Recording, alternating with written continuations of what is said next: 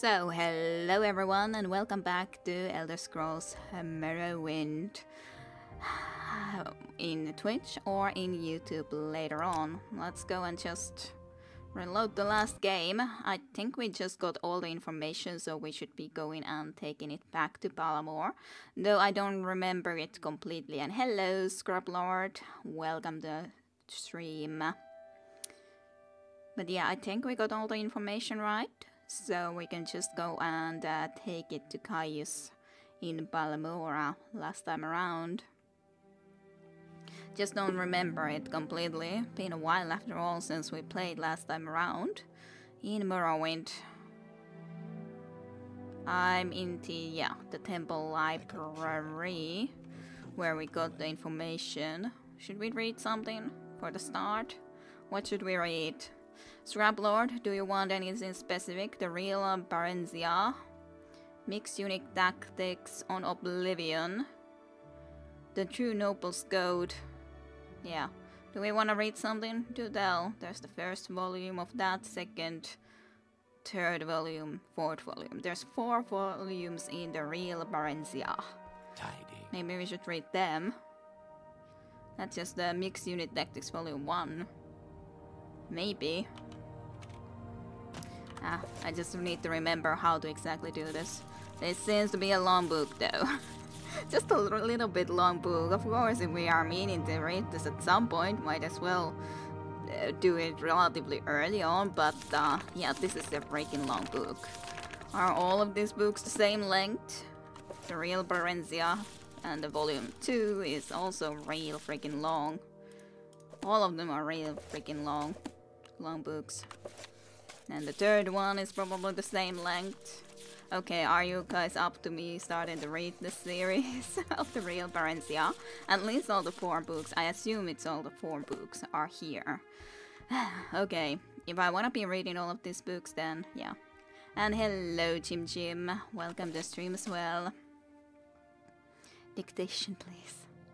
Okay, the Real Barenziah, Part 1, Anonymous Writer. 500 years ago in Mournhold, city of gems, there lived a blind widow and her only child, a tall, strapping young man. He was a miner, as was his father before him, a common laborer in the mines of the Lord of Mournhold, for his ability in magicka was small. The work was honorable, but paid poorly. His mother made and sold compery cakes at the city market to help eke out their living. They did well enough, she said. They had enough to fill their bellies. No one could wear more than 1 suit of clothing at a time, and the roof leaked only when it rained. Surprising, only when it rained. But Symmachus would have liked more. He hoped for a lucky strike at the mines which would garner him a large bonus. In his free hours he enjoyed hoisting a mug of ale in the tavern with his friends and gambling with them at cards. He also drew the eyes and sides of more than one pretty elven lass, although none held his interest for long. He was a typical young dark elf of a peasant descent, remarkable only for his size. It was rumored that he had a bit of a Nordic blood in him. In Symmachus' 30th year, there was a great rejoicing in Mournhold. A girl child had been born to the lord and lady. A queen, the people sang. A queen is born to us. For among the people of Mournhold, the birth of an heiress is a sure sign of future peace and prosperity. When the time came around for the royal child's rite of naming, the mines were closed, and Symmachus dashed home to bathe and dress in his best. "I'll rush straight home and tell you all about it," he promised his mother, who would not be able to attend. She had been ailing, and beside there would be a great crush of people as all Mournhold turned out to be part of the blessed event. And being blind, she would be unable to see anything anyway. "My son," she said, "afore you go, fetch me a priest or a healer, else I may pass from the mortal plane ere you return." Symmachus crossed her pallet at once and noted anxiously that her forehead was very hot, and her breathing shallow. He pried loose a slat of the wooden floor under which their small hoard of savings was kept. There wasn't nearly enough to pay a priest for healing. He would have to keep what they had and owe the rest. Symmachus snatched up his cloak and hurried away. The streets were full of folk hurrying to the sacred grove, but the temples were locked and barred. Closed for the ceremony, read all the signs. Yeah, not sure what's that word, but it's an old word, I'm sure. Symmachus elbowed his way through the mob and managed to overtake a brown-robed priest. After the rite, brother, the priest said, if you have gold, I shall gladly attend to your matter. My lord has bidden all clerics attend, and I, for one, have no wish to offend him. My mother's desperately ill, Symmachus pled. Surely my lord not miss one lovely priest. True, but the Archhanon will, the priest said nervously, tearing his rope loose from Symmachus' desperate grip and vanishing into the crowd. Symmachus tried other priests and even a few mages, but with no better result. Armored guards marched through the streets and pushed him aside with their lances, and Symmachus realized that the royal procession was approaching. As the carriage bearing the city's rulers drew abreast, Symmachus thrust out from the crowd and shouted, my lord, my mother's dying. I forbid her to do so on this glorious night, the lord shouted, laughing and scattering coin into the throng. Symmachus was close enough to smell wine on the royal bread. On the other side of the carriage, his lady clutched the babe to her breast and stared slit-eyed at Symmachus, her nostrils flared in disdain. Guard, she cried, remove this oath. Rough hands seized Symmachus. He was beaten and left dazed by the side of the road. Symmachus, head aching, followed in the wake of the crowd and witnessed the rite of naming from the top of a hill. He could see the brown-robed clerics and blue-robed mages scattering near the high-born folk far below. Barenziah. The name came dimly to Symmachus' ears as the high priest lifted the swaddled babe and proffered her to the twin moon on either side of the horizon, Jode rising, Jode setting. Behold the Lady Barenziah, born to the land of Mornhold. Grant her thy blessings and high counsel, ye king gods, that she may ever rule well over Mornhold, its scan, its wheel, its kitten, its ilk. Bless her, all the people intoned along with their lord and lady, hands upraised. Only Symmachus stood silent, head bowed, knowing in his heart that his dead mother was gone, dear mother. And in silence he swore a mighty oath that should be his lord's bane, and in vengeance for his mother's needless death, the child Barenziah he should have for his own pride, and that his mother's grandchildren should be born to rule over Mornhold. She is dead, alright, yes, stars. After the ceremony, he watched impassively as the royal procession returned to the palace. He saw the priest to whom he'd first spoken. The man came gladly enough now in return for the gold Symmachus had a promise of more afterwards. They found his mother dead. The priest sighed and tucked the pouch of gold coins away. I'm sorry, brother, it's all right. You can forget the rest of the gold. There's aught I can do here. Likely. Give me back my money, Symmachus snarled. You've done naught to earn it. He lifted his right arm threateningly. The priest backed away, about to utter a curse, but Symmachus struck him across the face before more than 3 words had left his mouth. He went down heavily, striking his head sharply on one of the stones that formed the fire pit. He died instantly. Symmachus snatched up the gold and fled the city. As he ran, he muttered one word over and over like a sorcerer's chant. Barenziah, he said. Barenziah, Barenziah, Barenziah, Barenziah. Barenziah stood on one of the balconies of the palace, staring down into the courtyard where soldiers milled, dazzling in their armor, presently they formed into ordered ranks and cheered as her parents, the lord and lady, emerged from the palace, clad from head to toe in ebony armor, long purple-dyed fur cloaks flowing behind. Splendidly caparised, shining black horses were brought for them, and they mounted and rode to the courtyard gates, and turned to salute her. "Barenziah," the carrier cried. "Barenziah, our beloved, farewell, farewell even." The little girl blinked back tears and waved one hand bravely. Her favorite stuffed animal, a grey wolf cub she called Fuffen, clutched to her breast with the other. She had never been parted from her parents before, and had no idea what it meant, save that there was war in the West, and the name Tiber Septim was on everyone's lips, spoken in hate and dread. "Barenziah," the soldiers cried, lifting their lances and swords and bows. Then her dear parents turned and rode away, knives trailing in their wake, until the courtyard was nearly emptied.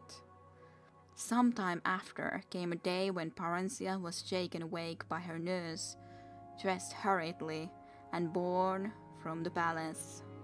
All she could remember of that dreadful time was seeing a huge shadow with burning eyes filling the sky. She was passed from hand to hand.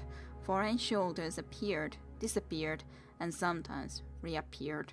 Her nurse vanished and was replaced by strangers, some more strange than others. There were days, or it may have been weeks, of travel. One morning she awoke to step out of the coach into a cold place with a large great stone castle amid empty, endless grey-green hills, covered patchily with grey-white snow.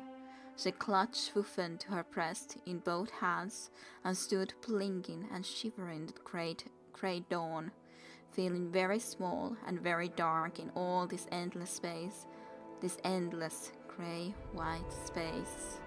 She and Hannah, a brown-skinned, black-haired maid, who had been traveling with her for several days, went inside the keep. A large grey-white woman with icy grey golden hair was standing by a hearth in one of the rooms. She stared at Barenziah with dreadful, bright blue eyes. "She's very black, isn't she?" the woman remarked to Hannah. "I've never seen a dark elf before." "I don't know much about them myself, milady," Hannah said, "but this one's got red hair and a temper to match, I can tell you that. Take care, she bites, and worse." "I'll soon train her out of that," the other woman sniffed. "And what's that filthy thing she's got? Ugh." The woman snatched Fuffen away and threw him into the blazing heart. Barenziah shrieked and would have flung herself after him, but was held back despite her attempts to bite and claw at her captors. Poor Fuffen was reduced to a tiny heap of charred ash. Barenziah grew like a weed, transplanted to the Skyren garden, a ward of Count Sven and his wife, the Lady Inga. Outwardly, that is, she thrived, but always there was a cold and empty place within. "I raised her as my own daughter," Lady Inga was wont to sigh as she sat gossiping when neighboring ladies came to visit. "But she's a dark elf, what can you expect?" Barenziah was not meant to overhear these words. At least she thought she was not. Her hearing was keener than that of her Nordic hosts. Other less desirable dark elf traits evidently included pilfering, lying, and a little misplaced magic, just a small fire spell here and a little levitation spell there. And as she grew older, a keen interest in boys and men who could provide very pleasant sensations, and to her astonishment, gifts as well. Inga disapproved of this last for reasons incomprehensible to Barenziah, so she was careful to keep it as secret as possible. "She's wonderful with the little children," Inga added, referring to her 5 sons, all younger than Barenziah. "I don't think she'd ever let them come to harm." A tutor had been hired when Johnny was 6 and Barenziah 8, and they took their lessons together. She would have liked to train in arms as well, but the very idea scandalized Count Sven and Lady Inga. So Barenziah was given a small bow and allowed to play at target shooting with the boys. She watched them at arms practice when she could, sparred with them when no grown-up folks were about, and knew she was good as or better than they. She's very proud though, isn't she? One of the ladies would whisper to Inga, and Barenziah, pretending not to hear, would nod silently in agreement. She could not help but feel superior to the Count and his lady. There was something about them that provoked contempt. Afterwards, she came to learn that Sven and Inga were distant cousins of Darkmoor's Keep's last titled residents, and she finally understood. They were posers, imposters, not rulers at all. At least they were not raised to rule. This thought made her strangely furious at them. A good clean hatred quite detached from resentment. She came to see them as disgusting and repellent insects who could be despised, but never feared. Once a month a courier came from the Emperor, bringing a small bag of gold for Sven and Inga, and a large bag of dried mushrooms from Morrowind to Barenziah, her favorite treat. On these occasions, she was always made to look presentable, or at least as presentable as a skinny dark elf could be, made to look in Inga's eyes before being summoned into the courier's presence for a brief interview. The same courier seldom came twice, but all of them looked her over in much the same way a farmer would look over a hog he is ready for market. In the spring of her 16th year, Barenziah thought the courier looked as if she were at last ready for market. Upon reflection, she decided she did not wish to be marketed. The stable boy Straw, a big, muscular, blond lad, clumsy, gentle, affectionate, and rather simple, had been urging her to run off for some weeks now. Barenziah stole the bag of gold the courier had left, took the mushrooms from the storeroom, disguised herself as a boy in one of the Johnny's old tunics and a pair of his cast-off breeches, and on one fine spring night, she and Straw took the two best horses from the stable and rode hard through the night towards Whiterun, the nearest city of any importance and the place where Straw wanted to be. But Mournhold and Morrowind also lay eastward, and they drew Barenziah as a lodestone draws iron. It's kind of interesting when you hear the Whiterun. I think these are also the cities in Skyrim after all, so it's interesting how Skyrim is discussed here, her being there and all. In the morning they abandoned the horses at Barenziah's insistence. She knew they would be missed and tracked down, and she hoped to throw off any pursuers. They continued on foot until late afternoon, keeping to side roads, and slept for several hours in an abandoned hut. They went on at dusk and came to Whiterun's city gates just before dawn. Barenziah had prepared a pass of swords for Straw, a makeshift document stating an errand to a temple in the city for a local village lord. She herself glided over the wall with the help of a levitation spell. She had reasoned correctly, as it turned out that by now the gate guards would have been alerted to keep an eye out for a young dark elven girl and a Nordic boy traveling together. On the other hand, unaccompanied country yokels like Straw were common enough sight. Alone and with papers, it was unlikely that he would draw attention. Her simple plan went smoothly. She met Straw at the temple, which was not far from the gates. She had been to Whiterun on a few previous occasions. Straw, however, had never been more than a few miles from Sven's estate, which was his birthplace. Together they made their way to a run-down inn in the poorer gardens of Whiterun, cloaked and hooded against the morning chill. Barenziah's dark skin and red eyes were not apparent, and no one paid any heed to them. They entered the inn separately. Straw paid the innkeeper for a single cubicle, an immense meal, and 2 jugs of ale. Barenziah sneaked in a few minutes later. They ate and drank together, gleefully rejoicing in their escape, and made love vigorously on the narrow cot. Afterwards, they fell into an exhausted, dreamless sleep. They stayed for a week at Whiterun. Straw earned a bit of money running errands, and Barenziah burgled a few houses at night.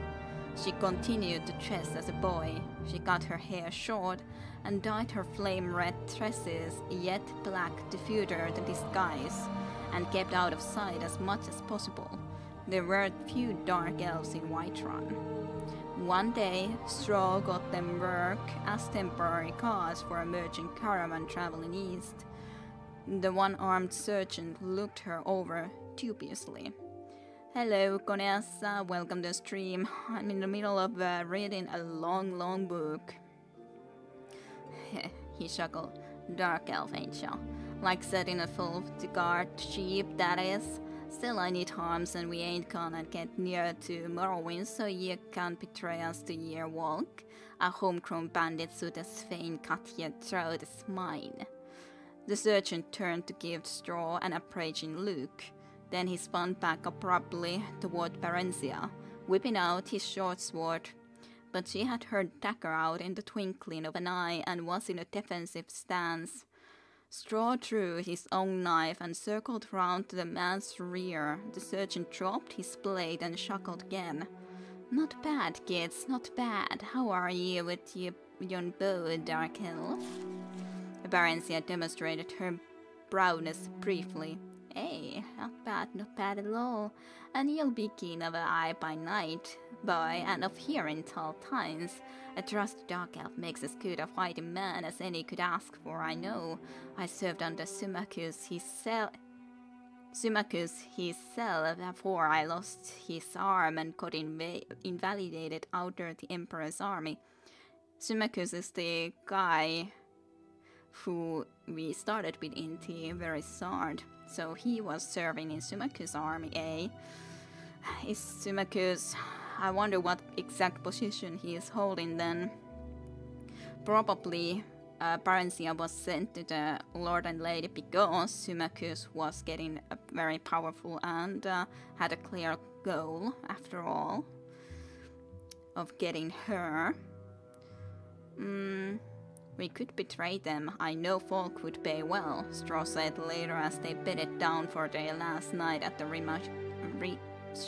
ramshackle lodge. Or rob them ourselves. They're very rich, those merchants are. Very. Barenziah laughed. Whatever would we do with so much money? And besides, we need their protection for traveling quite as much as they need ours. We could buy a little farm, you and me, Barry, and settle down all nice-like. A peasant, Barenziah thought scornfully. Straw was a peasant and harbored nothing but peasant dreams, but all she said was, "Not here, Straw. We're too close to Darkmoor still. We'll have other chances further east." But I think Barenziah has other thoughts of what she wishes to do. The caravan went only as far east as Sungard. The Emperor Tiber Septim I had done much in the way of building relatively safe and regularly patrolled highways, but the tolls were steep and his patriarchal caravan kept to the side roads as much as possible to avoid them. This exposed them to the hazards of wayside robbers, both human and orcish, and roving brigand bands of various races, but thus were the perils of trade and profit.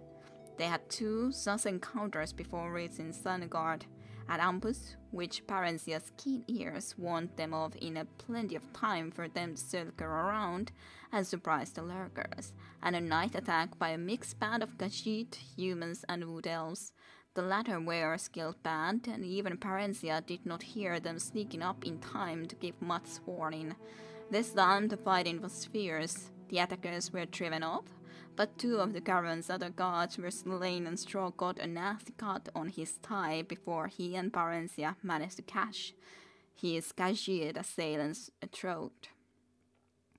Barenziah rather enjoyed the life. The garrulous surgeon had taken a liking to her, and she spent most of her evenings sitting around the campfire listening to his tales of campaigning in Morrowind with Perceptin and General Symmachus. So yeah, General Symmachus, he got far. This Symmachus had been made general after Mournhold fell, the surgeon said. He's a fine soldier, boy, Symmachus is, but there was more soldiers involved in that Morrowind business, if you take me meaning. But well, you know all about that, I expect. No, I don't remember, Barenziah said, trying to sound nonchalant. I've lived most of my life in Skyrim. My mother married a Skyrim man. They're both dead, though. Tell me, what happened to the Lord and Lady of Mournhold? Surgeons shrugged. I never heard. Dead, I expect. It was a lot of fight in the 4 times that got signed. It's pretty quiet now, maybe too quiet, like a calm after a storm. Say, boy, you going back there? Maybe, Barenziah said. The truth was that she was drawn irresistibly to Morrowind and Mournhold, like a moth to a burning house. Straw sensed it was unhappy. Straw sensed it and was unhappy about it. He was unhappy anyway, since they could not pet together, as she was supposed to be a boy. Barenziah rather missed it too, but not as much as Straw did, seemingly. The surgeon wanted them to sign on for the return trip, but gave them a bonus nonetheless when they turned the offer down, and parchments of recommendation. Straw wanted to settle down permanently near Sungard, but Barenziah insisted on continuing their travels east. I'm the queen of Mournhold by rights, she said, unsure whether it was true. Or was it just a daydream she had made up as a lost, bewildered child? I want to go home. I need to go home. That at least was true. After a few weeks, they managed to get places in another caravan heading east. By early winter, they were at Rifton, nearing the Morrowind border. But the weather had grown severe as the days passed, and they were told no merchant caravans would be setting forth till mid-spring. Barenziah stood on top of the city walls and stared across the deep gorge that separated Rifton from the snow-clad mountains walls guarding Morrowind beyond. Barry, Straw said gently, Mournhold's a long way off yet, nearly as far as we've come already, and the lands between are wild, full of wolves and bandits and orcs and still-worse creatures. We'll have to wait for spring. There's Silkren's Tower, Barry said, referring to the dark elven township that had grown up around an ancient minaret guarding the border between Skyrim and Morrowind. The Brits guards won't let me across, Barry. They're crack Imperial troops. They can't be bribed. If you go alone. I won't try and stop you. But what will you do? Silkred Tower is full of Imperial soldiers. Will you become a washing woman for them? Or a camp follower? No, Barenziah said slowly, thoughtfully. Actually, the idea was not entirely unappealing. She was sure she could earn a modest living by sleeping with the soldiers. She'd had a few adventures of that sort as they got Skyrim, when she dressed as a woman and slipped away from Straw. She'd only been looking for a bit of variety. Straw was sweet, but dull. She'd been startled but extremely pleased when the men she picked up offered her money afterwards. Straw had been unhappy about it, though, and would shout for a while, then sulk for days afterwards, if he caught her at it. She was quite jealous. He'd even threatened to leave her. Not that he ever did, or could. But the Imperial Guards were a tough and brutal lot by all accounts, and Barenziah had heard some very ugly stories during their treks.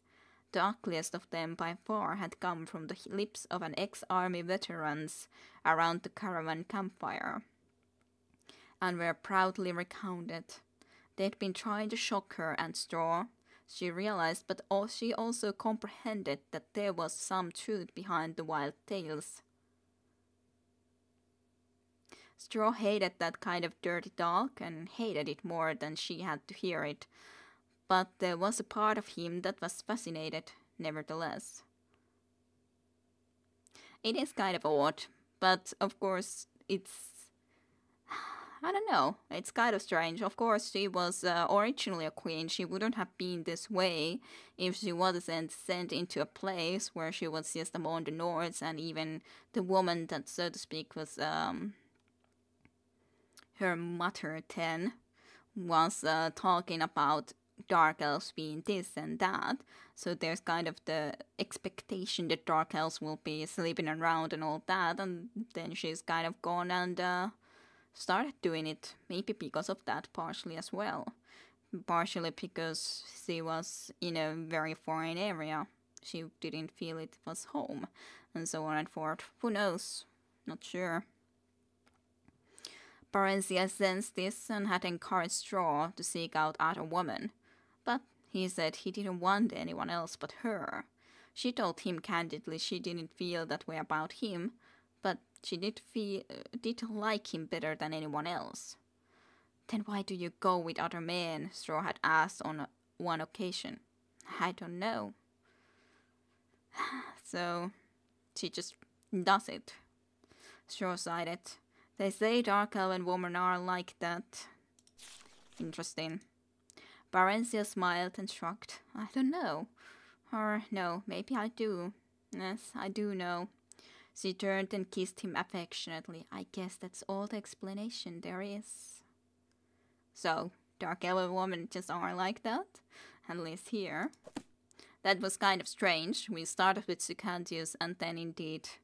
Well, the name is after all the Real Barenziah, Volume 1. We learned about what is the Real Barenziah.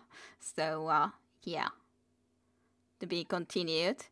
That's a question. Should we start reading the second book? The story continues with the Real Barenziah. Then there's a third volume and the fourth volume. I am kind of interested to know how it would be continuing. But definitely a good idea to read the first book first before going into the second one and so on and forward. And they would be right here. Maybe take it with us. Yeah, but like I can't really steal it. I don't think that I can just take it from here. I would need to buy it from someone to be able to get it.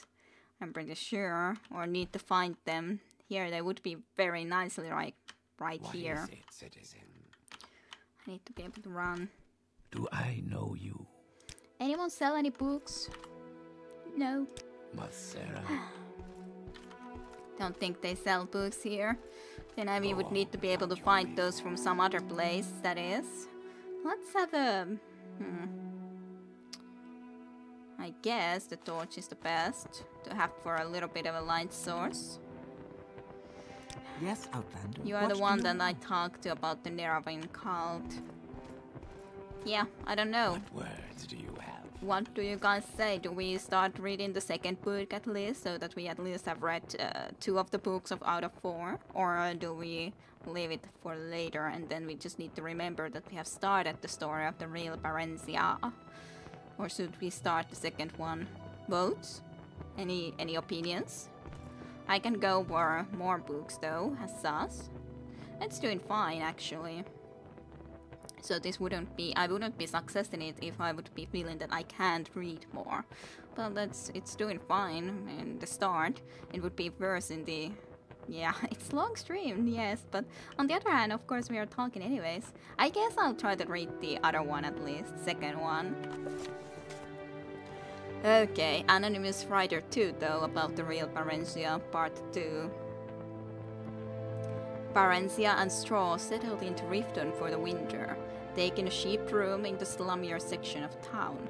Barenziah wanted to join the Thieves Guild, knowing there would be trouble if she were caught freelancing. One day, in a bathroom, she caught the eye of a known member of the guild, a bold young Gashid named Teres. She offered to bet him if he would sponsor her membership. She looked her over, grinning, and agreed, but said she'd still have to pass an initiation. What sort of an initiation? Ah, Teres said, pay up first, sweetness. This message has been censored by order of the temple. Hey, the censorship in the temple, I guess it's sort of similar to well, most religious. That's no sexual text.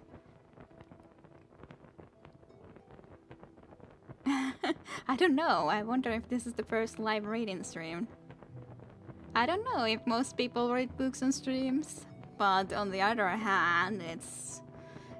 You can come back later if you're not interested to hear me read. I'm gonna be continuing when we actually get over these books. I'm happy to be reading these books nonetheless. I've never read them before. I haven't seen anyone else do this, to be honest. Well, do you dislike it a lot? But nonetheless censored. Straw was going to kill her, and maybe Teres too. What in Tamriel had possessed her to do such a thing? She cast an apprehensive look around the room, but the other patrons had lost interest and gone back to their own business. What in the nine hells happened when Straw now suddenly was that mad? Okay, at least you are interested. I don't know about Scrublord and Conesta. She did not recognize any of them. This wasn't the inn where she and Straw were staying. With luck, it'd be a while or never before Straw found out. I'm very interested what the hell happened there, because that doesn't make sense when that has been censored. Temple.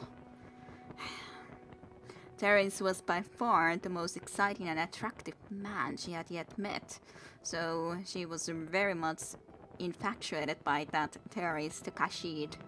He not only told her about the skills she needed to become a member of the Thieves Guild, but also trained her in them himself, or else introduced her to people who could. Okay, good that you do like it. Among these was a woman who knew something about magic. Gatisha was a plump and matronly Nord. She was married to a smith and had 2 teenage children, and was perfectly ordinary and respectable, except that she was very fond of cats, and biological inference, their humanoid counterparts, the Kashid, had a talent for certain kinds of magic. This is a very strange book, and cultivated rather odd friends. She taught Barenziah an invisibility spell and schooled her in other forms of stealth and disguise. Gadisha mingled magical and non-magical talents freely, using one set to enchant the other. She was not a member of the Thieves Guild, but was fond of Teres in a motherly sort of way. Barenziah warmed to her as she never had towards any woman, and over the next few weeks she told Gadisha all about herself. So someone she told about herself. Since I never read books in this game, yeah. I haven't read most of the books either. I've read some, but they've mostly been short ones. This sort of a really long series I haven't ever read before either, and I think it's still interesting, but it's more fun to read to others as well, or read with others, so to speak, as well, than just to read them on my own. So it's more fun for me too to be reading them with you guys. And I certainly never read this, that's for sure. It's a very strange book series. She brought Straw there too, sometimes. Straw approved of Katisha, but not of Teres. Teres found Straw interesting, and suggested to Barenziah that they arranged what he called a threesome.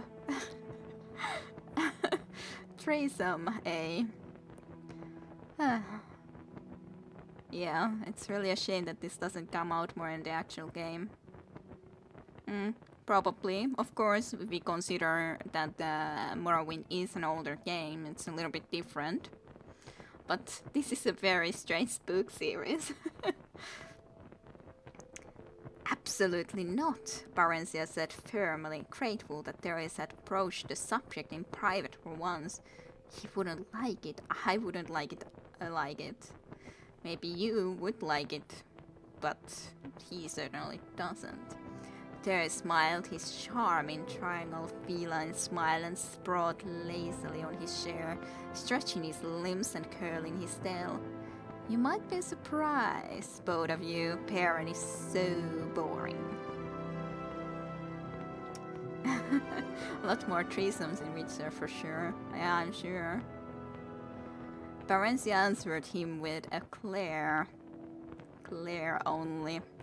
Or maybe you wouldn't like it with that country pumpkin of yours, sweetness? Would you mind if I brought along another friend? Yes, I would. If you'd board with me, you and your friend can find someone else. She was a member of the Thieves Guild now. She had passed her initiation. She found Terrace useful, but not essential. Maybe she was a bit bored with him, too. Boredom all around. She talked to Katisha about her problems with men, or what she thought of as her problems with men. Katisha shook her head and told her she was looking for love, not sex, that she'd know the right man when she found him. I have a feeling that it's going to be the guy who is actually wanting to find Barenziah himself, the guy that we read from the start. I have a feeling that's probably what's gonna happen. I just think that it may. At least they're gonna meet at some point.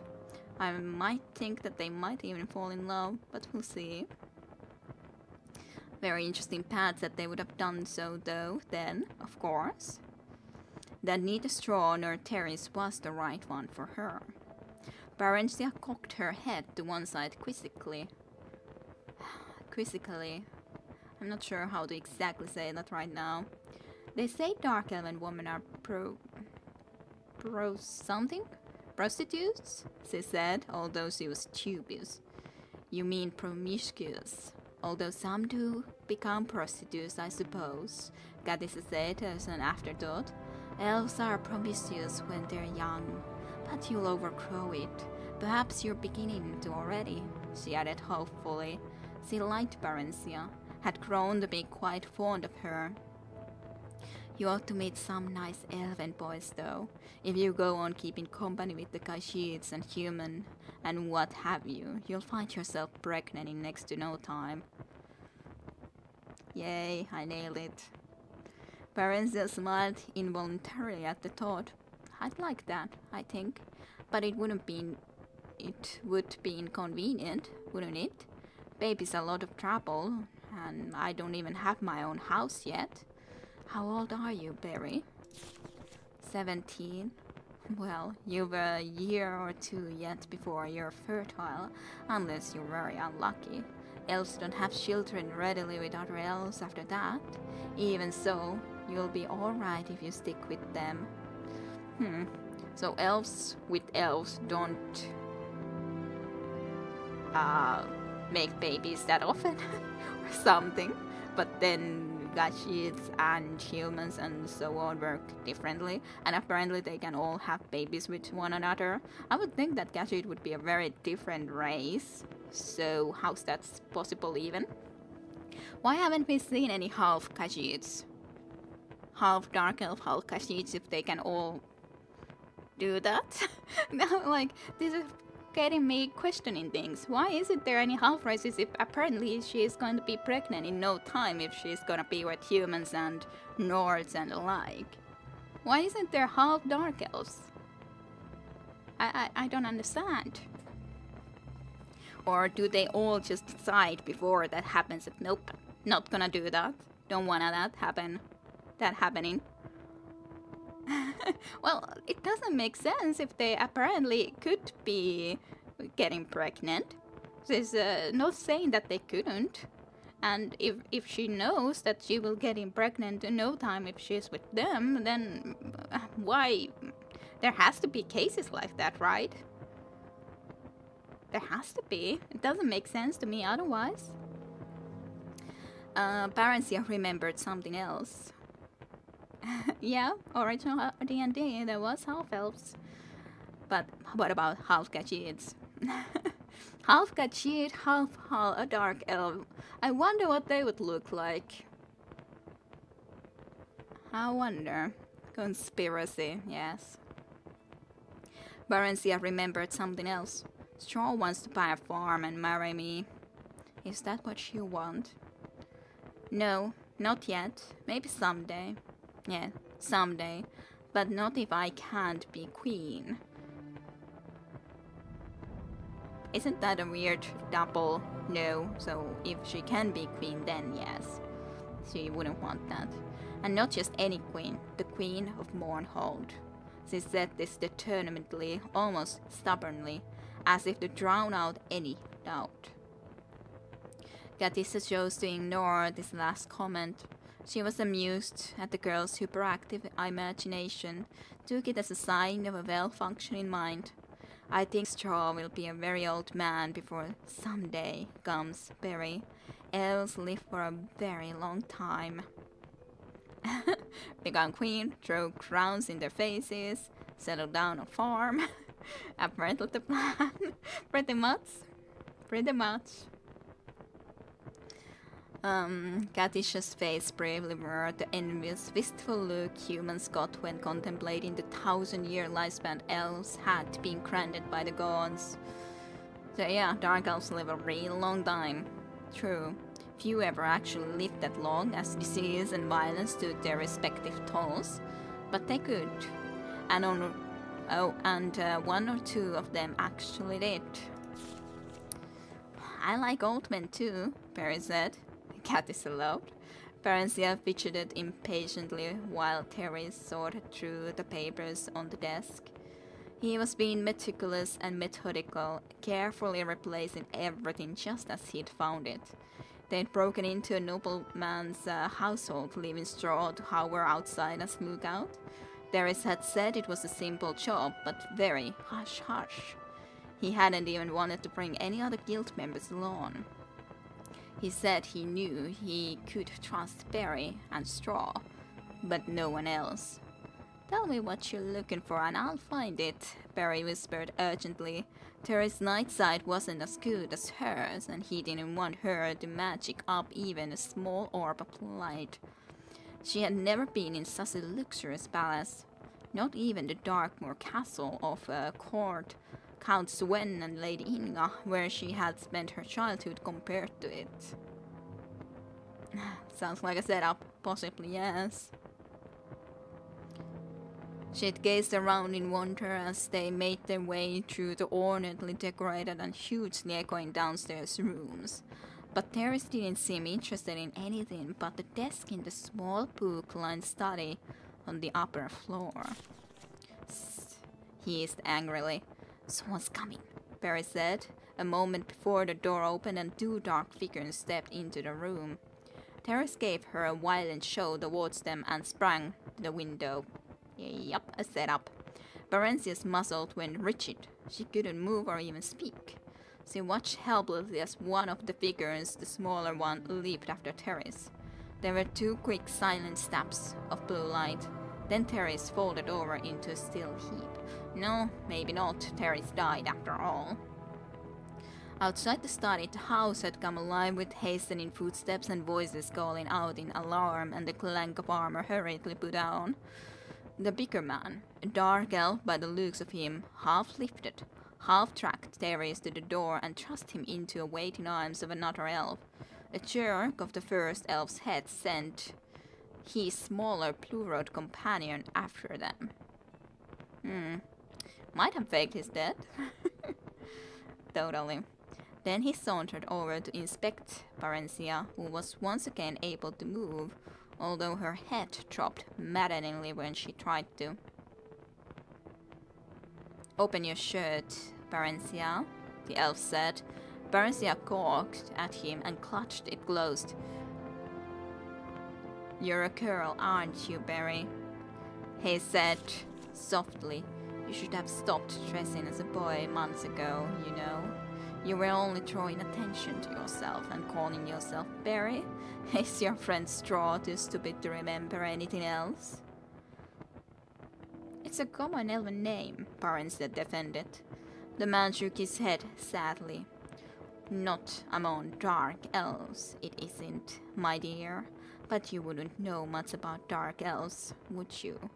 I regret that, but it couldn't be helped. No matter, I shall try to remedy it. Who are you? Barenziah demanded. I? So much for fame, the man shrugged, smiling wryly. I thought so, Isimachius. I am a Symmachus, Milady Barenziah, General Symmachus of His Awesome and Terrible Majesty Tiber Sept in one's Imperial Army, and I must say it's a merry chase you've led me throughout Tamriel, or this part of it anyway, although I guessed and guessed correctly that you'd head for Morrowind eventually. You had a bit of luck. A body was found in Whiterun that was thought to be Straw's, so we stopped looking for the pair of you. That was careless of me, yet I'd not have thought you'd have stayed together this long. Where is she? Is she alright? Is he alright? She asked in genuine trepidation. Oh, he's fine for now, in custody of course. He turned away. You care for him then? He said, and then suddenly stared at her with fierce curiosity, out of red eyes that seemed strange to her, except in her own seldom-seen reflection. He's my friend, Barenziah said. The words came out in a tone that sounded dull and hopeless to her own ears.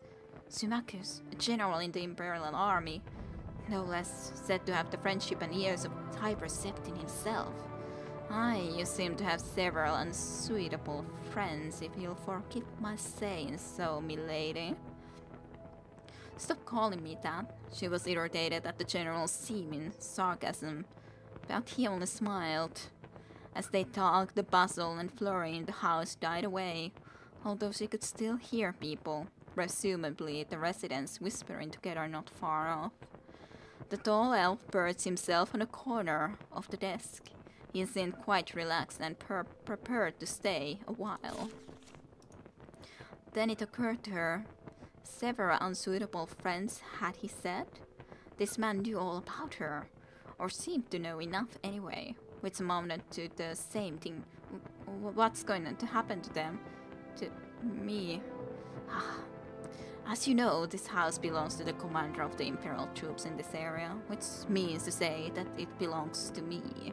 Barenziah gasped, and Symmachus looked up sharply.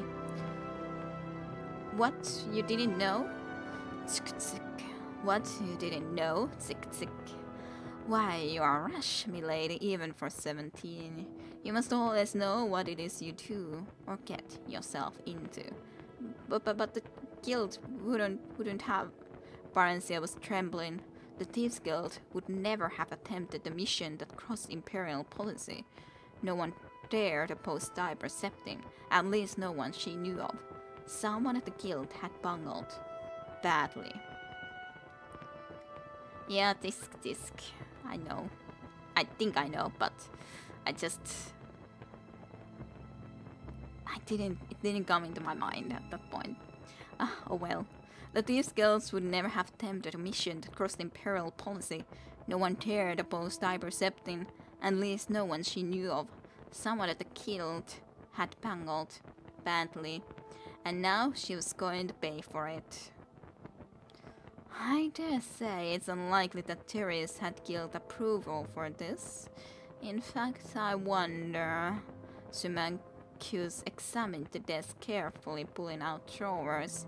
He selected one, placed it on top of the desk, and removed the false bottom. There was a folded sheet of parchment inside. It seemed to be a map of some sort. Barenziah edged closer. Symmachus held it away from her, laughing. Rush indeed, he glanced it over, then folded and replaced it. You advised me a moment ago to seek after knowledge. So I did. Suddenly he seemed to be in a high, good humor. We must be going, my dear lady. Totally on purpose, yes. He shepherded her to the door, down the stairs, and out into the night air. No one was about. Barenziah's eyes darted towards the shadows. She wondered if she could outrun him or elude him somehow. You're not thinking of attempting to escape, are you? Don't you want to hear first what my plans for you are? She thought that he sounded a bit hurt. Now that you mention it, yes. Perhaps you'd rather hear about your friends first. No. He looked gratified at this. It was evidently the answer he wanted. Though, Barenziah, thought Barenziah, but it was also the truth. While she was concerned for her friends, especially Straw, she was far more concerned for herself. You will take your place as the rightful queen of Mournhold. Intriguing. I was thinking, well, of course, he wanted that. Symmachus explained that this had been his and Perceptin's plan for her all along. That Mournhold, which had been under military rule for the dozen or so years since she had been away, was gradually to be returned to the civilian government under the Empire's guidance, of course, and as part of the imperial province of Morrowind. But why was I sent to Darkmoor? Barenziah asked, hardly believing anything she had just been told. For safekeeping, naturally. Why did you run away? Barenziah shrugged. I saw no reason to stay. I should have been told. You would have been, by now. I had in fact sent for you to be removed to the Imperial City to spend some time as part of the Emperor's household. But, of course, you had, shall we say, absconded by then. As for your destiny, it should be, and should have been, quite obvious to you. Perceptin does not keep those he has no use for, and what else could you be that would be of use to him? I know nothing of him, nor, for that matter, of you. Then notice, Perceptin rewards friends and foes alike according to their deserts. Barenziah chewed on that for a few moments. Straw has deserved well of me, and has never done anyone any harm. He is not a member of the Thieves' Guild. He came along to protect me. He earns our keep by running errands, and he... Symmachus waved her impatiently throughout the silence. I know all about Straw, he said, and about Terence.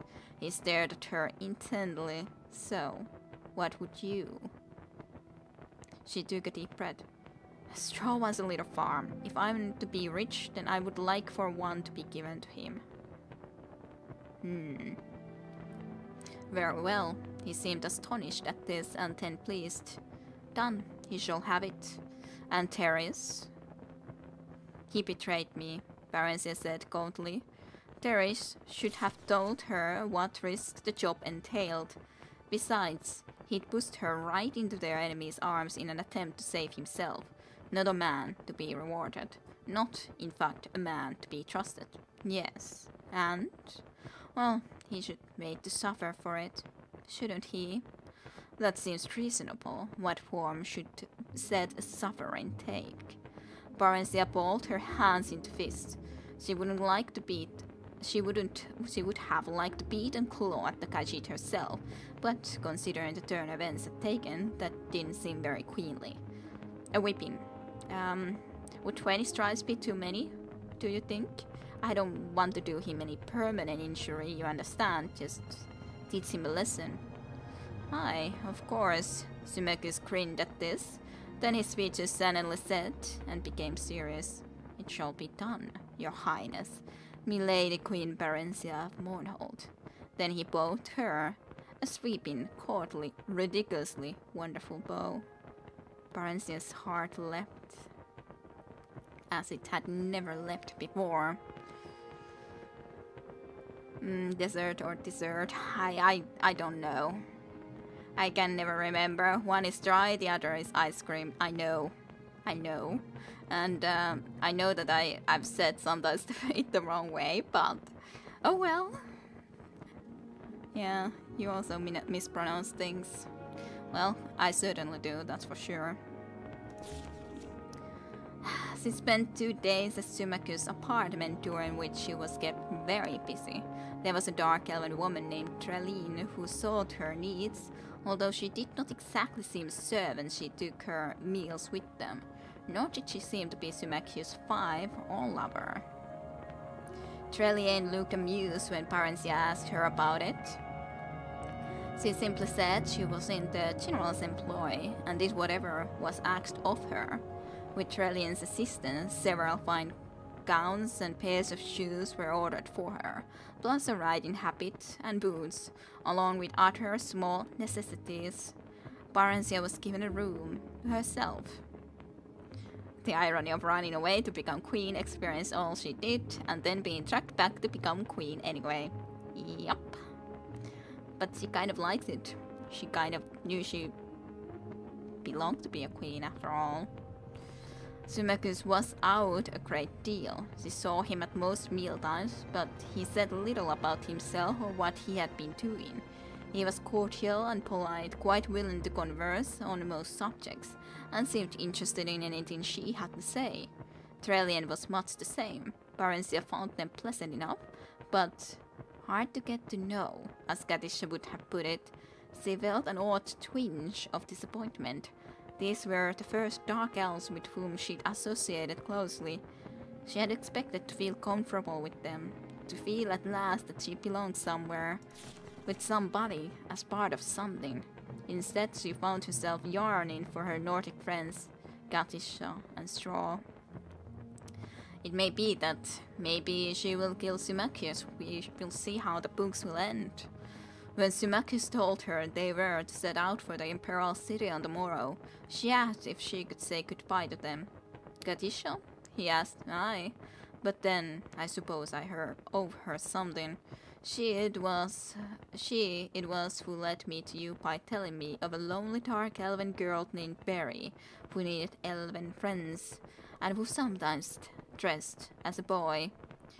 She had no association with the Thieves' Guild, apparently, and no one associated with the Thieves' Guild seems to know your true identity, save Teres.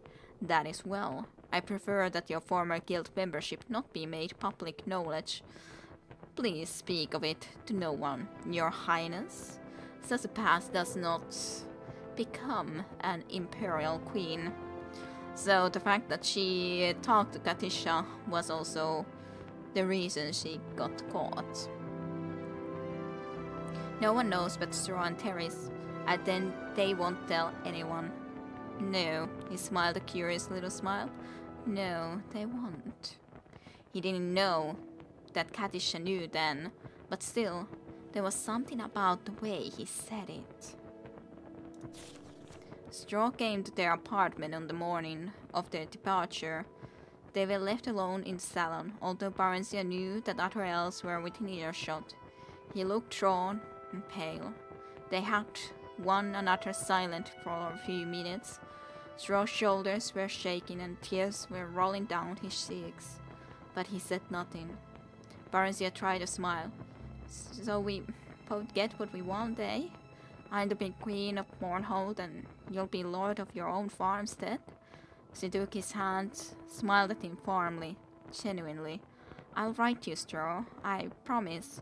You must find a scribe so you can write me too. Straw shook his head sadly. When Barenziah persisted, he opened his mouth and pointed at it, making inarticulate noises. Then she realized what it was. His tongue was gone, had been cut off. Barenziah collapsed onto a chair and wept noisily. But why? She demanded of Symmachus when Straw had been ushered away. Why? So yeah, they won't be telling anyone. Neither of them have a tongue, apparently. Symmachus shrugged. He knows too much. He could be dangerous, at least he's alive, and he won't need his tongue to erase speaks or whatever. I hate you, Barenziah screamed at him, then abruptly doubled over and vomited on the floor. She continued to revile him between intermittent bouts of nausea. He listened stolidly for some time, while Trellian cleaned up after her. Finally, he told her to cease, or he would gag her for her journey to the Emperor. They stopped at Katis's house on their way out of the city. Symmachus and Trellian didn't dismount. All seemed normal, but Barenziah was frightened as she knocked on the door. Katisha answered the knock. Barenziah thanked the gods silently that at least she was alright, but she has also obviously been weeping. In any case, she embraced Barenziah warmly. Why are you crying? Barenziah asked. For Teres, of course. You haven't heard? Oh dear. Poor Teres. He's dead. So Therese also had a little bit more suffering than what was said. At least she was okay, the Katisha. Barenziah felt icy fingers creeping round her heart. He was caught stealing from the commandant's house. Poor fellow. But that was so foolish of him. Oh, Barry, he was drawn and quartered this very dawn by the commander's orders. She started to sob. I went. He asked for me. It was terrible. He suffered so before he died. I'll never forget it. I looked for you and Straw, but no one knew where you'd both gone to. She glanced behind Barenziah. That's the commandant, isn't it? Symmachus? Then Gadissa did a strange thing. She stopped crying and cringed. You know, the moment I saw him, I thought, this is the one for Barenziah. Has she been paid to say that? I wonder. Gadissa took a fold of her apron and wiped it across her eyes. I told him about you, you know? Yeah, she thought that was, I don't know, interesting. Yeah, to be honest, so much more drama in these books than the normal plotlines of Bethesda games. Very, very much so. Yes, Barenziah said, I know. She took Katisha's hands in each of hers and looked at her earnestly. Katisha, I love you. I'm going to miss you, but please don't ever tell anyone else anything about me. Ever. Swear you won't. Especially not Symmachus. And look after Straw for me. Promise me that. Katisha promised, puzzled, though willing. Perry, it wasn't somehow because of me that Therese was caught, was it? I never said anything about Therese to him. He glanced over at the general. Barenziah assured her that it wasn't, that an informant had told the Imperial Guard of Therese's plans, which was probably a lie. But she could see that Katisha plainly needed some kind of comfort. This book is wilder than The Beast in Morrowind. Quite true. Oh, I'm glad of that. If I can be glad of anything just now, I'd hate to think. But how could I have known? She leaned over and whispered in Barenziah's ear. Symmachus is very handsome, don't you think? And so charming. I wouldn't know about that, Barenziah said dryly. I haven't really thought about it. There've been other things to think about. She explained hurriedly about being queen of Mournhold. I'm going to live in the Imperial City for a while. She was looking for me, that's all. On orders from the Emperor, I was the object of a quest. Nothing more than some sort of a goal. I don't think he thinks of me as a woman at all. He said I didn't look like a boy, though, she added in the face of Katissa's incredulity. Katisha knew that Barenziah evaluated every male she met in terms of sexual desirability and availability. I suppose it's the shock of finding out that I really am a queen, she added, and Katisha agreed that yes, that's true. That must have been something of a shock, although one there was no likelihood of her experiencing firsthand. She smiled. Barenziah smiled with her. Then they hugged again, tearfully, for the last time. She never saw Katisha again. Or Straw. The royal party left Riften by the great southern gate. Once through, Symmachus tapped her shoulder and pointed back at the portals. I thought you might want to say goodbye to Therese, too, Your Highness, he said. Barenziah stared briefly but steadily at the head impaled on a spike above the gate. The birds had been at it, but the face was still recognizable. I don't think he'll hear me, although I'm quite sure he'll be pleased to know I'm fine, she said, seemingly to sound light. Let's be on our way, General, shall we? Symmachus was clearly disappointed by her lack of reaction. Aye. You heard of this from your friend Katisha, I suppose. You suppose correctly. She attended the execution. Barenziah said casually. If he didn't know already, he'd find out soon enough. She was sure of that. Did she know Therese belonged to the guild? She shrugged. everyone knew that. It's only lower ranking members like me who are supposed to keep their membership secret. The ones higher up are well known. She turned to smile harshly at him. But you must know all that, shouldn't you, General? She said sweetly. By the terrace, what sort of monster? Yup, pretty cold. Cheeky Sumakius. Yeah, Barenziah is already playing the great game, yes, but you must know all that, shouldn't you, General? She said sweetly. He seemed unaffected by this, so you told her who you were and whence you came, but not about the guild. The guild membership was not my secret to tell. The other was. There's a difference. Besides, Kat is a very honest woman. Had I told her, it would have lessened me in her eyes. She was always after Terrace to take up a more honest line of work. I value her good opinion. She averted him a glacial stare. Not that it's any concern of yours, but do you know what else she thought? She also thought I'd be happier if I settled down with just one man. One of my own race. One of my own race with all the right qualities. One of my race with all the right qualities who knows to say all the right things. You, in fact. She grabbed the reins preparatory to assuming a brisker pace, but not without sinking one final irresistible barb. Isn't it odd how wishes come true sometimes? But not in the way you want them to. Or maybe I should say, not in the way you would ever want them to. His answer so took her by surprise that she quite forgot about cantering off.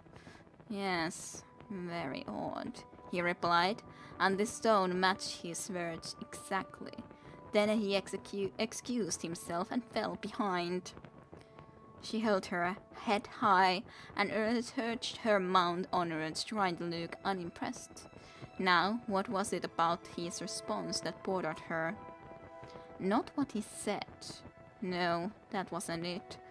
But something about the way he said it. Something about it made her think that she, Barenziah, was one of his wishes that had come true. Unlikely as this seemed, she gave it due deliberation. He had found her at last, after months of searching, it seemed, under pressure from the Emperor, no doubt. So his wish had come true.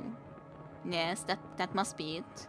But in a way, apparently, not altogether to his liking. Real Barenziah, Volume 2, over. They're setting up some sort of romance though, aren't they? Probably.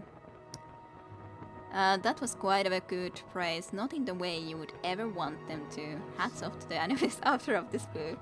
Hello, Skranky on Twitch. You are completely new to Morrowind, eh? Oh, live improvements. However, I don't want to take away from the first playthrough. Super close vanilla experience. I find this that modding this game is super tricky, though, and kind of bug-filled thoughts. I have the overhaul. Overhaul should be a pretty good place to start from.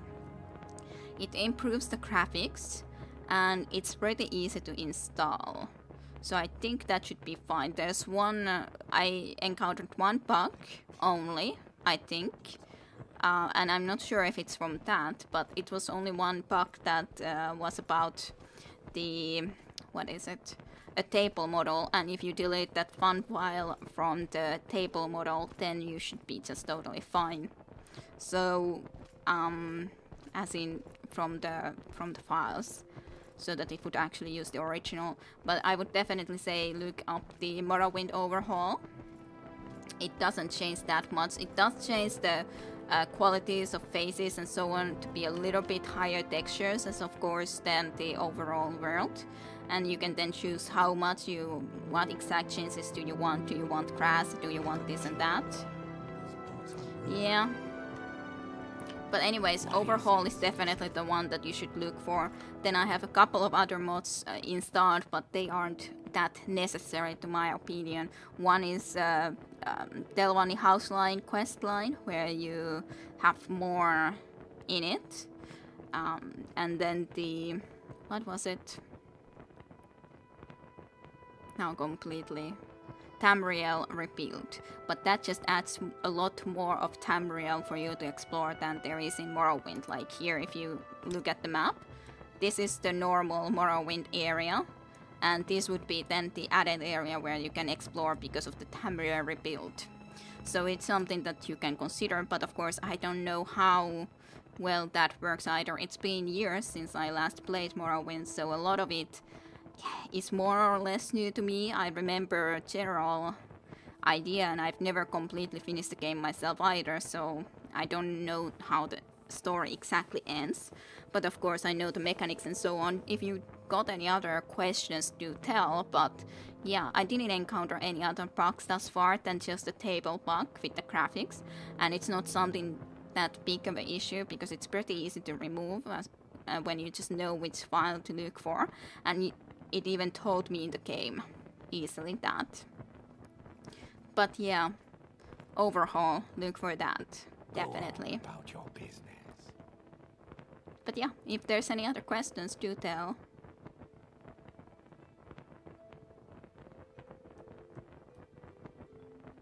I think that changes the specific good things. To the three, the spirits and thy lord. Hello, Mikey the Warmonger.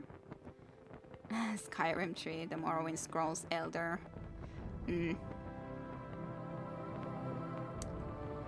Yeah, it's pretty much just a graphics overhaul. I think it also fixes some bugs and so on, but I'm pretty sure it should be totally fine, and you can pretty much pinpoint which things you want to be changed and which things you can't. But it was of course first time for me to set it up too, so I can't say exactly. Yeah, things like that. But bugs of course are kind of nice to be fixed after all. And indeed, hello to Mikey the Warmonger as well, and welcome to the stream too. So, yeah, even there's more questions to tell. Should I continue reading the Real Barenziah though? First and second book done. Third book, fourth book, still to do. This would be the 36 pages. It's a few pages less than the first and the second. And this was the shortest, right? Well, shortest as in being longest pretty much. You went through setting up open Morrowind with the mods. Doesn't look half as good. Yeah, as I said, I don't know well enough about the open Morrowind on the other hand. Yeah, I don't know. You guys tell me if we read more or not. At least we know the pretty far the Barenziah story. We just need to then remember. On the other hand, I don't think that we will forget Barenziah's name anymore, so we can easily continue from the third volume later. On the other hand, I'm kind of like, I want to know what's going to happen next. So I'm slightly unsure if I would want to be myself continuing to read, because on the other hand, I would like to know what's going to happen next, but I don't know. I don't know. And indeed, if there's questions, then yeah. Wow. And yeah, that is pretty spoilery. Killing a few enemies is pretty spoilery, yes. How could you do it, Mike the Farmer? Why would you spoil the story for me? Sniff, sniff. Torn between reading or not reading. So what's Finland like? It's nice. What do you want to know? There's a few minus degrees at the moment, Celsius degrees. You would also like to see the rest of the books? Yeah, I would like to too, because we already started and it's an interesting story. Very intriguing.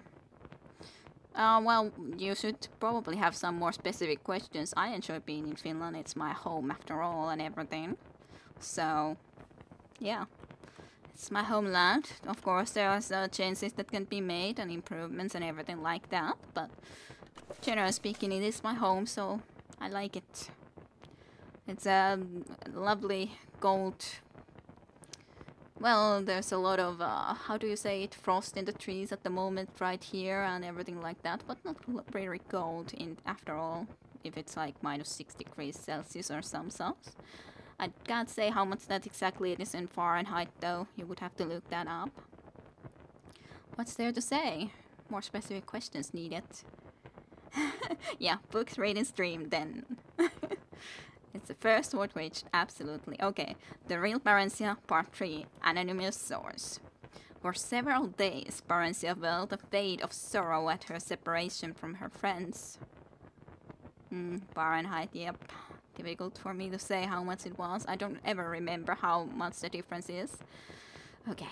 For several days, Barenziah felt a fate of sorrow at her separation from her friends.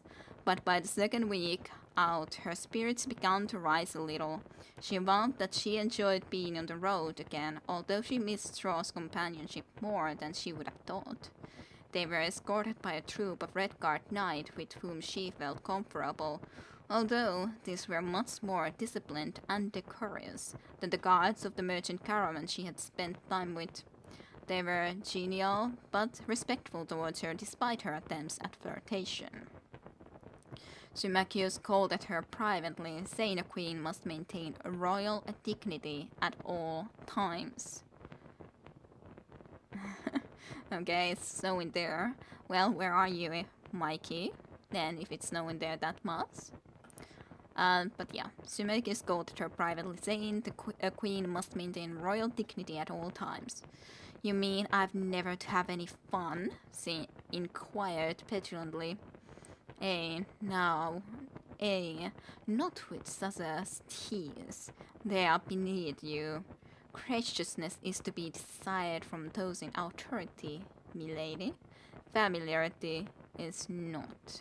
You will remain chaste and modest while you are at the imperial city. Barenziah made a face. I might as well be back at Darkmoor's Keep. Elves are promiscuous by nature, you know. Everyone says so. Everyone is wrong then. Some are, some aren't. The Emperor and I expect you to display both discrimination and good taste. Let me remind you, Your Highness, that you hold the throne of Mournhold, not by right of blood, but solely at the pleasure of Tiber Septim. If he judges you unsuitable, your reign will end ere it begins. He requires intelligence, obedience, discretion, and total loyalty of all his appointees, and he favors chastity and modesty in women. I strongly suggest you model your deportment after our good Trelline, milady. It's snowing like hexos, or yeah. And thank you for the host, Visineko. I'd as lief be back in Darkmoor, Barenziah snapped resentfully, offended at the thought of emulating the frigid prudish Theriline in any way. That is not an option, Your Highness. If you are of use to Tiber Septim, he will see to it that you are of no use to his enemies either, the general said pretentiously. If you would keep your head on your shoulders, take it. Let me add that power offers pleasures other than those of carnality and cavorting with the base company. He began to speak of art, literature, drama, music, and the grand balls thrown at the imperial court. Barenziah listened with growing interest, spurred on not entirely by these threats. But afterward she asked timidly if she might continue her study of magic while at the imperial city. Symmachus seemed pleased at this and promised to arrange it. Encouraged, she then said that she knew that 3 of their knights' escort were women, and asked if she might train a little with them, just for the sake of exercise. The general looked less delighted at this, but gave his consent, though stressing it would only be with the woman. The late winter weather held fair, though slightly frosty, for the rest of the journey, so that they travelled quickly over firm roads. On the last day of their trip, spring seemed to have arrived at the last, for there were hints of a thaw. The road grew muddy underfoot, and everywhere one could hear water trickling and trickling faintly but steadily. It was a welcome sound. They came to the great bridge that crossed into the imperial city at sunset. The rosy glow turned the stark white marble edifices of the metropolis a delicate pink. It all looked very new and grand and immaculate. A broad avenue led north toward the palace. A crowd of people of all sorts and races filled the wide concourse. Lights winked out in the shops and on in the inns as dusk fell and stores came out singly, and then by twos and threes. Even the side streets were proud and brightly illuminated. Near the palace, the towers of an immense Mages Guild hall reared towards the east, while westward, the stained glass windows of a huge tabernacle, not sure how that's supposed to be said, tabernacle, glittered in the dying light. In Tennessee. There has been more snowing in there at the moment, yeah.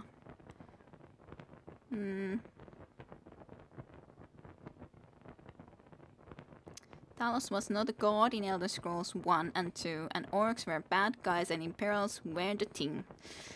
Oh, yeah. Yay, I nailed it. It's a difficult one, though. Or not that easy. It's a bone, I think. Okay. Right. It's kind of... well, I guess it's shaped like a bone. Yeah. Tennessee is way south, but I did hear in the news that there was like a lot of cold weather there, indeed. Like all the way to the south, more so there in the USA now. Symmachus had apartments in a magnificent house 2 blocks from the palace past the temple. Oh, and yeah, it hasn't really been that cold in here. Like when I was a kid, there used to be the -30 Celsius weathers too, but now it's just been like, indeed, maybe -10 maximum or some such that I've experienced. So not cold at all, unfortunately.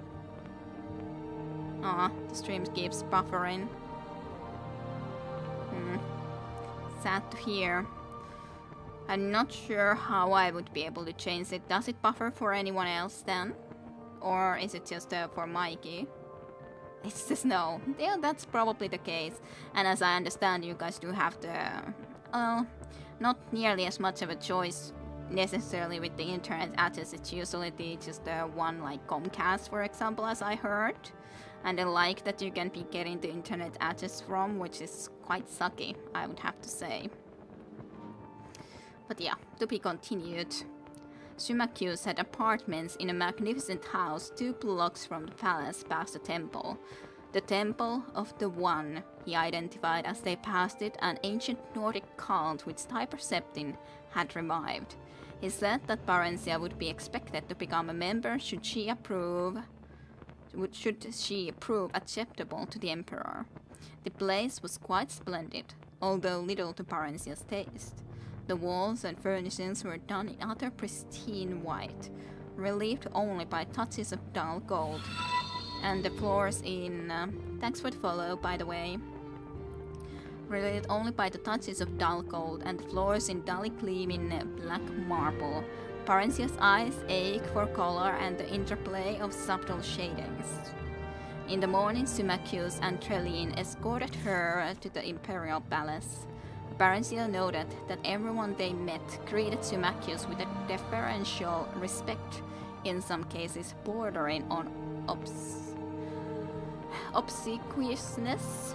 I have no idea how that again is supposed to be said. Why did this come up? The general seemed to take it for granted. They were ushered directly into the imperial presence, Morning sun flooded the small room through a large window with tiny panes washing over a sumptuously laden breakfast table and the single man who sat there, dark against the light. He leapt to his feet as they entered and hurried towards them. "Ah, Symmachus, our most loyal friend, we welcome your return most gladly." His hands held Symmachus' shoulders briefly, fondly, holding the deep genuflections the dark elf had been in the process of effecting. Okay, you will just follow and then leave. Well, thanks for joining nonetheless, Mikey the Warmonger. Sorry to hear. Yeah, it's Finnish internet, so it's good to hear that it's working great for you with Sineukku. And of course, like, as I said before, I'm not sure if you heard that thanks for the hosting.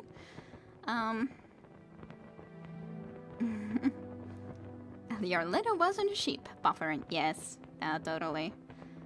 I don't think I could get first go, possibly, silly English. We really live like Greek gods, totally. Yeah, and hello to you and welcome to the stream too. And welcome. Dark has been in the process of acting. Okay, continuing on the book reading. This has been a long story, by the way. I have thus far, I started at 9 o'clock and I've read 1.5 hours now approximately the story. So this is a reading stream. But hey, it's been an interesting story thus far. Okay. Barenziah courtside as Cyber Septim turned to her. "Barenziah, our naughty little runaway, how do you do, child? Here, let us have a look at you." "Why, Symmachus, she's charming. Absolutely charming. Why have you hidden her from us all these years? Is the light too much, child? Shall we draw the hangings?" "Yes, of course." He waved aside Symmachus' protest and drew the curtains himself, not troubling to summon a servant. "You will pardon us for this discourtesy towards yourself, our dear guests. We have much to think of, though that sad excuse for hospitality is neglect. But pray join us. There's some excellent nectarines from Black March." They settled themselves at the table. Barenziah was dumbfounded. Cyber Septim was nothing like the grim-grey giant warrior she'd pictured. He was of average height, fully half head shorter than Symmachus. Although he was well-knit of figure and light of movement, he had a winning smile, bright, indeed piercing, blue eyes, and a full head of stark white hair above a lined and weathered face. He might have been any age from 40 to 60. He pressed food and drink upon them, then repeated the question the general had asked her days ago. Why had she left home? Had her guardians been unkind to her? Yeah, and Morrowind was great at the time. And 1.5 hours, seriously. And not just mostly, just a little bit of shutting and then boat raiding, basically. It's still a great game, but yeah, well, I don't like Skyrim and Oblivion as much after all. Skyrim is better than Oblivion, but, you know, I still prefer Morrowind. Yeah, better lore and more interesting environment after all. Nothing can beat the mushrooms. And then continuing. Why had she left home? Had her guardians been unkind to her? No, Excellency, Barenziah replied. In truth, no, although I fancied so at times. Symmachus had fabricated the story for her, and Barenziah told it now, although with a certain misgiving. The stable boy Straw had convinced her that her guardians, unable to find a suitable husband for her, meant to sell her off as a concubine in Rihard. And when a red guard had indeed come, she had panicked and fled with Straw. And yeah, mushrooms. Cyber Septim seemed fascinated and listened rapidly as she provided details of her life as a merchant caravan escort. Why, it's like a ballad, he said. By the one, we'll have the chord part set it to music. What a charming boy you must have made. General Symmachus said Barenziah stopped in some confusion, then proceeded. He said, well, that I no longer look much like a boy. I have grown in the past few months. She lowered her gaze in what she hoped approximately maidenly modest. He is a very discerning fellow, is our loyal friend Symmachus. I know I've been very foolish, girl, Excellency. I must crave your pardon and that of my kind guardians. I realized that some time ago, but I was too ashamed to go back home. But I don't want to return to Darkmoor now, Excellency. I long for Mornholt. My soul pines for my own country. Oh, dear child, you shall go home, we promise you. But we pray you remain with us a little longer, that you may prepare yourself for the grave and solemn task with which we shall charge you. And you also haven't ever played Skyrim yourself? Yeah, Skyrim doesn't have those things. Yeah, Morrowind was lots better, at least in the setting, for sure. It has its faults, of course, like combat isn't perfect, for sure, but it works well enough. Barenziah gazed at him earnestly, heart beating fast. It was all working just as Symmachus had said it would. She felt a warm flush of gratitude towards him, but was careful to keep her attention focused on the Emperor. I am honored, Excellency, and wish most earnestly to serve you and this great empire you have built in any way I can. It was the politic thing to say. It was the politic thing to say, to be sure, but Barenziah really meant it. She was awed at the magnificence of the city and the discipline and order evident everywhere, and moreover was excited at the prospect of being a part of it all, and she felt quite taken by the gentle Tiber Septim. After a few days, Symmachus left for Mornholt to take up the duties of a governor until Barenziah was ready to assume the throne, after which he would become her prime minister. Barenziah, with Drellien as a chaperone, took up residence in a suite of rooms at the imperial palace. Several tutors were provided her in all the fields deemed seemly for a queenly education. During this time, she became deeply interested in the magical arts, but she found the study of history and politics not at all to her preference. On occasion, she met with Tiber Septim in the palace gardens, and he would unfeignedly and politely inquire as to her progress, and chide her, although with a smile for her disinterest at matters of state. However, he was always happy to instruct her on the finer points of magic, and he could make even history and politics seem interesting. Their people, child, not try facts in a dusty volume, he said. As her understanding broadened, their discussions grew longer, deeper, more frequent. He spoke to her of his vision of a united Tamriel, each race separate and distinct, but with shared ideals and goals, all contributing to the common weal. Some things are universal, shared by all sentient folk of goodwill, he said. So the one teaches us, we must unite against the malicious and the brutish, the miscreated, the orcs, trolls, goblins, and other worse creatures, and not strive against one another.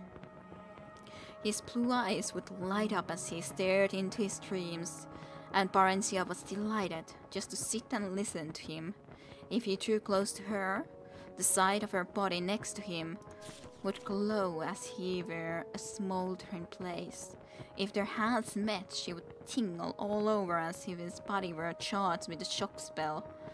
One day, quite unexpectedly, he took her face in his hands and kissed her gently on the mouth. Intriguing developments. She drew back after a few moments, astonished by the violence of her feelings, and he apologized instantly. We didn't meant to do that. It's just, you are so beautiful, dear. So very beautiful. He was looking at her with hopeless yearning in his generous eyes. She turned away, tears streaming down her face. Are you angry with us? Speak to us, please. Barenziah shook her head.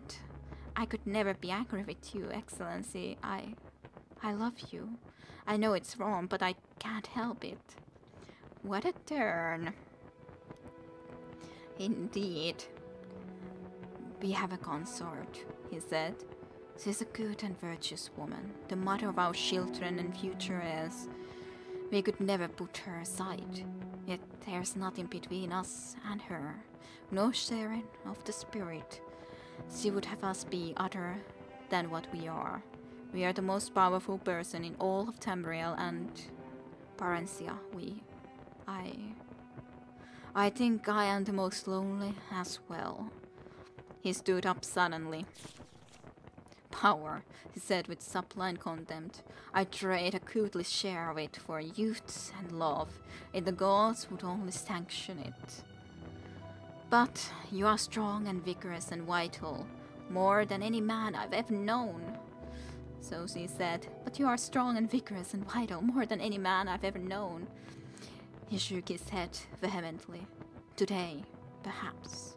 Yet I am less than I was yesterday, last year, 10 years ago. I feel the sting of my mortality, and it is painful. Girl, guys referring to themselves in a plural as a big turn up, don't you know?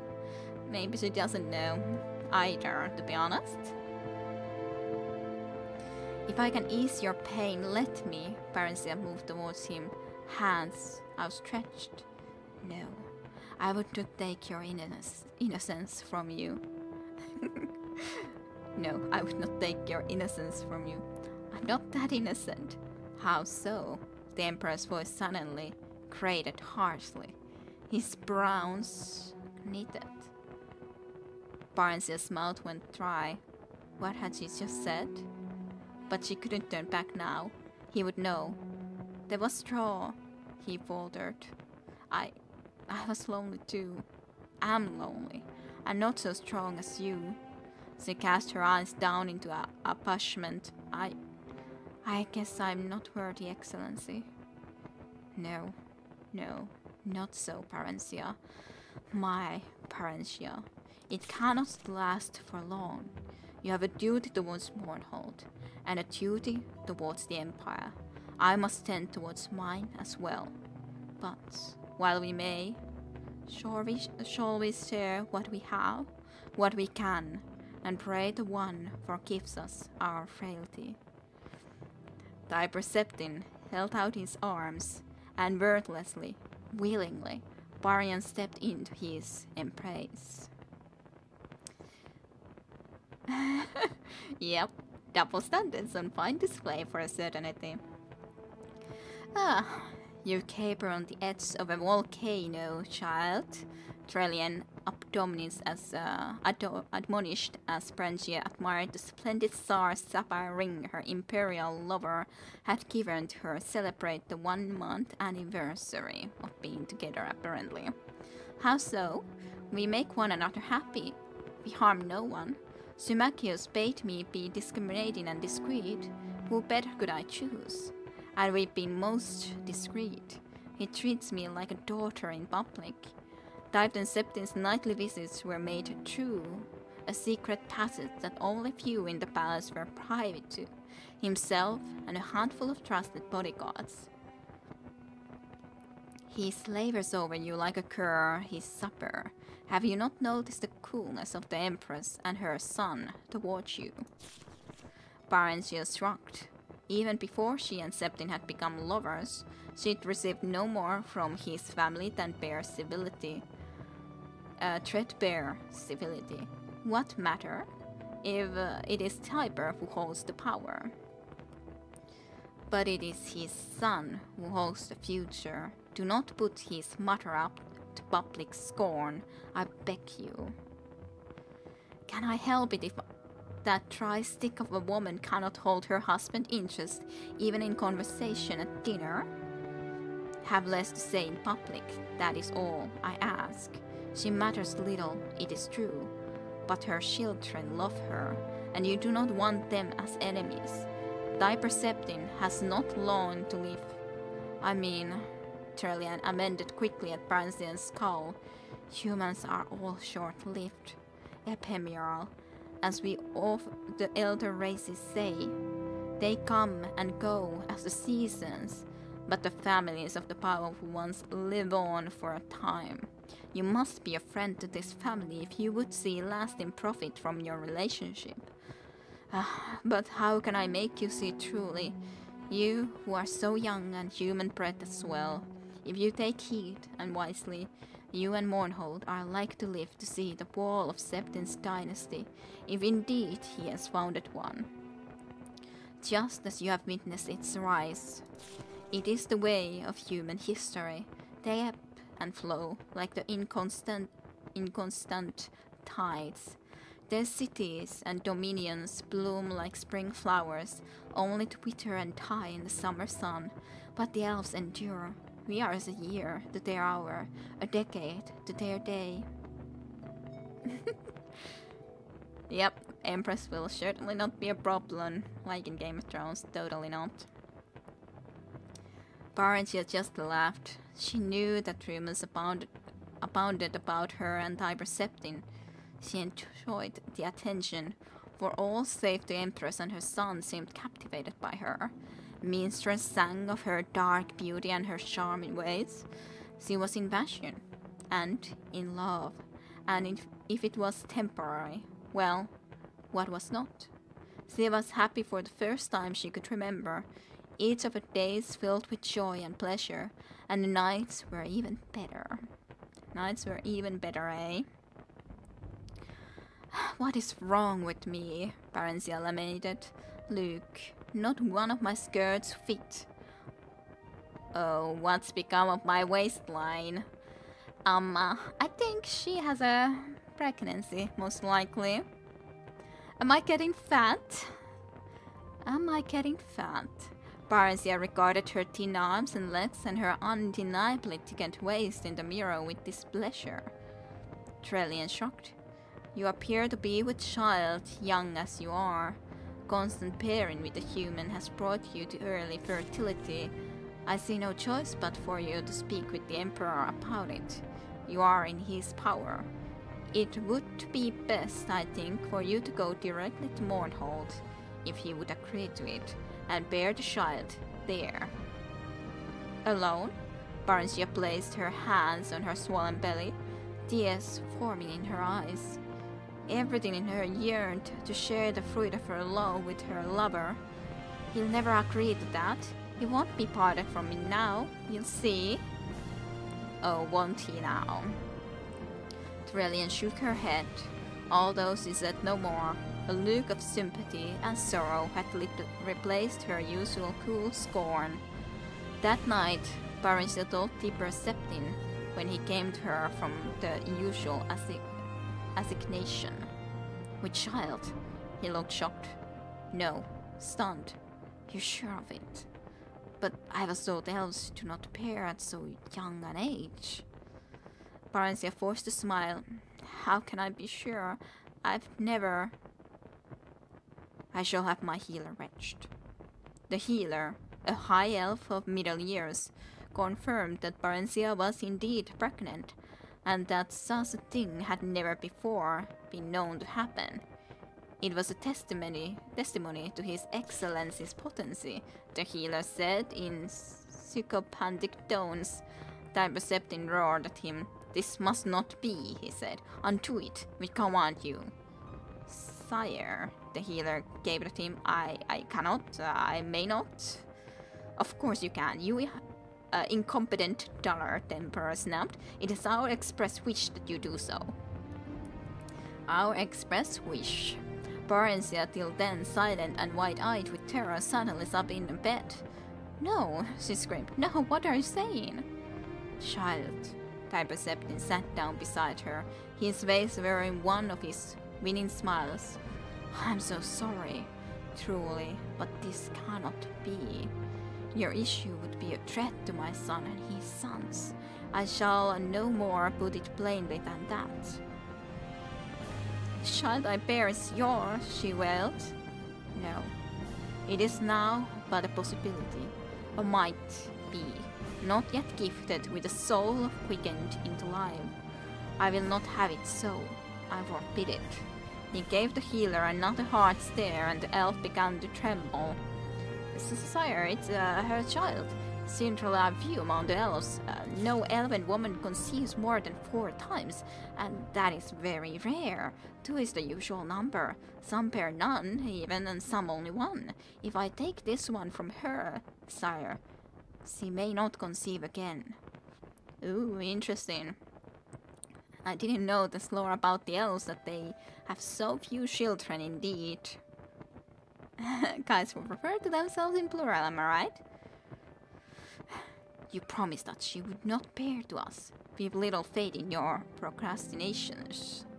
Barenziah scrambled naked from the bed and ran for the door, not knowing where she was going, only that she could not stay. She never reached it. Darkness overtook her. Oh dear, oh me. Hello Tayundan, welcome to the stream as well. We're doing a little bit of a book reading. Just a little bit. Just a couple of hours. Just a couple of hours now. She awoke to pain and a feeling of emptiness. A void where something used to be. Something that used to be alive. But now was dead and gone forever.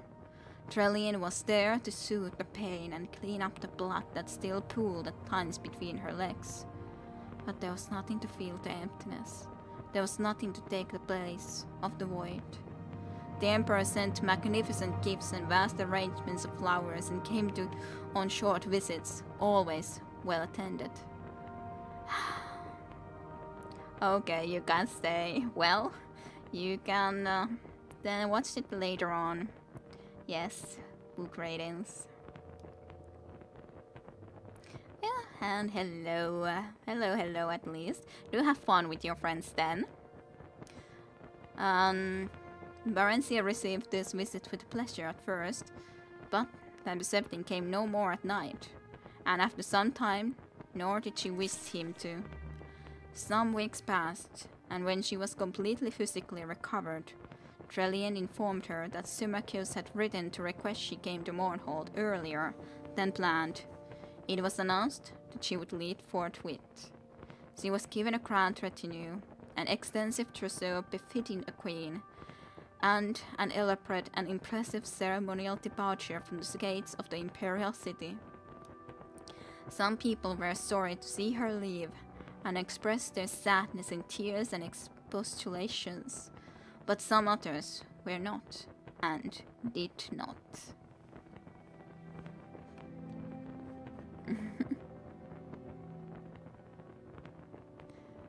Have fun with your rent, yes. Thank you.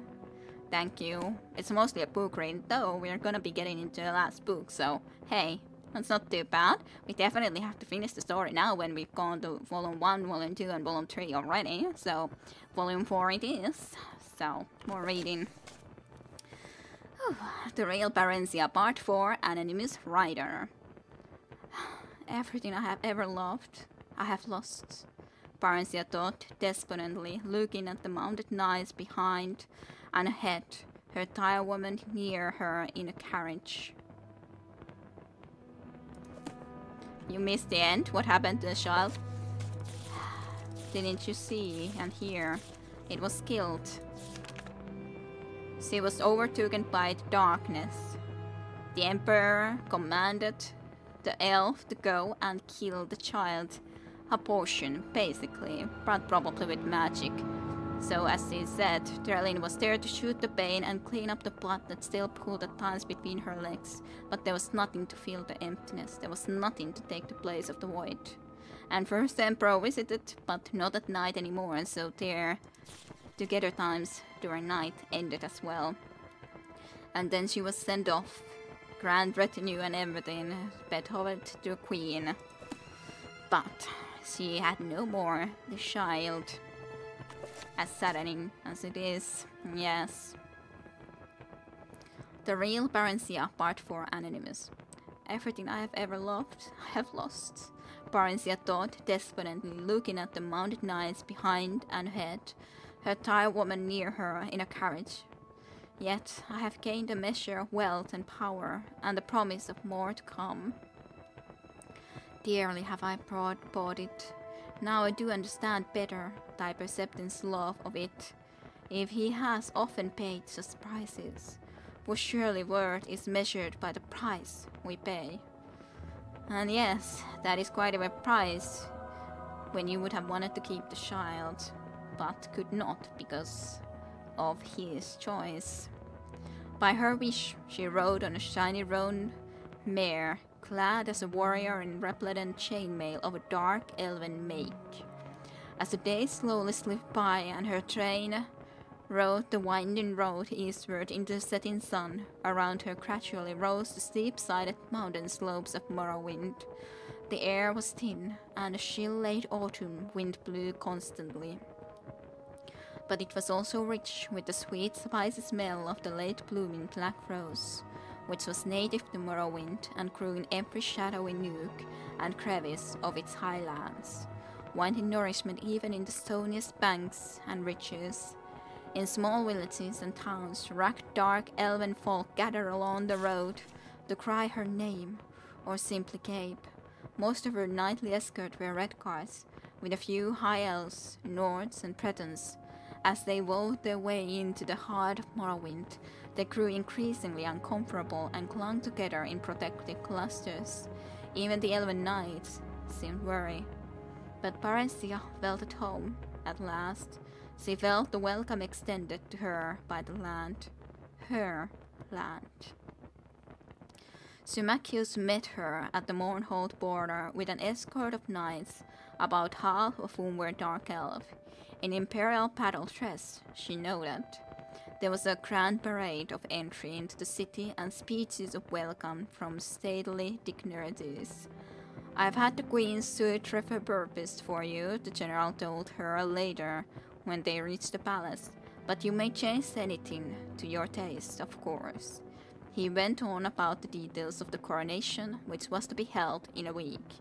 He was his old commanding self, but she said something else as well. He was eager for her approval of the arrangements, was in fact wishing for it. That was new.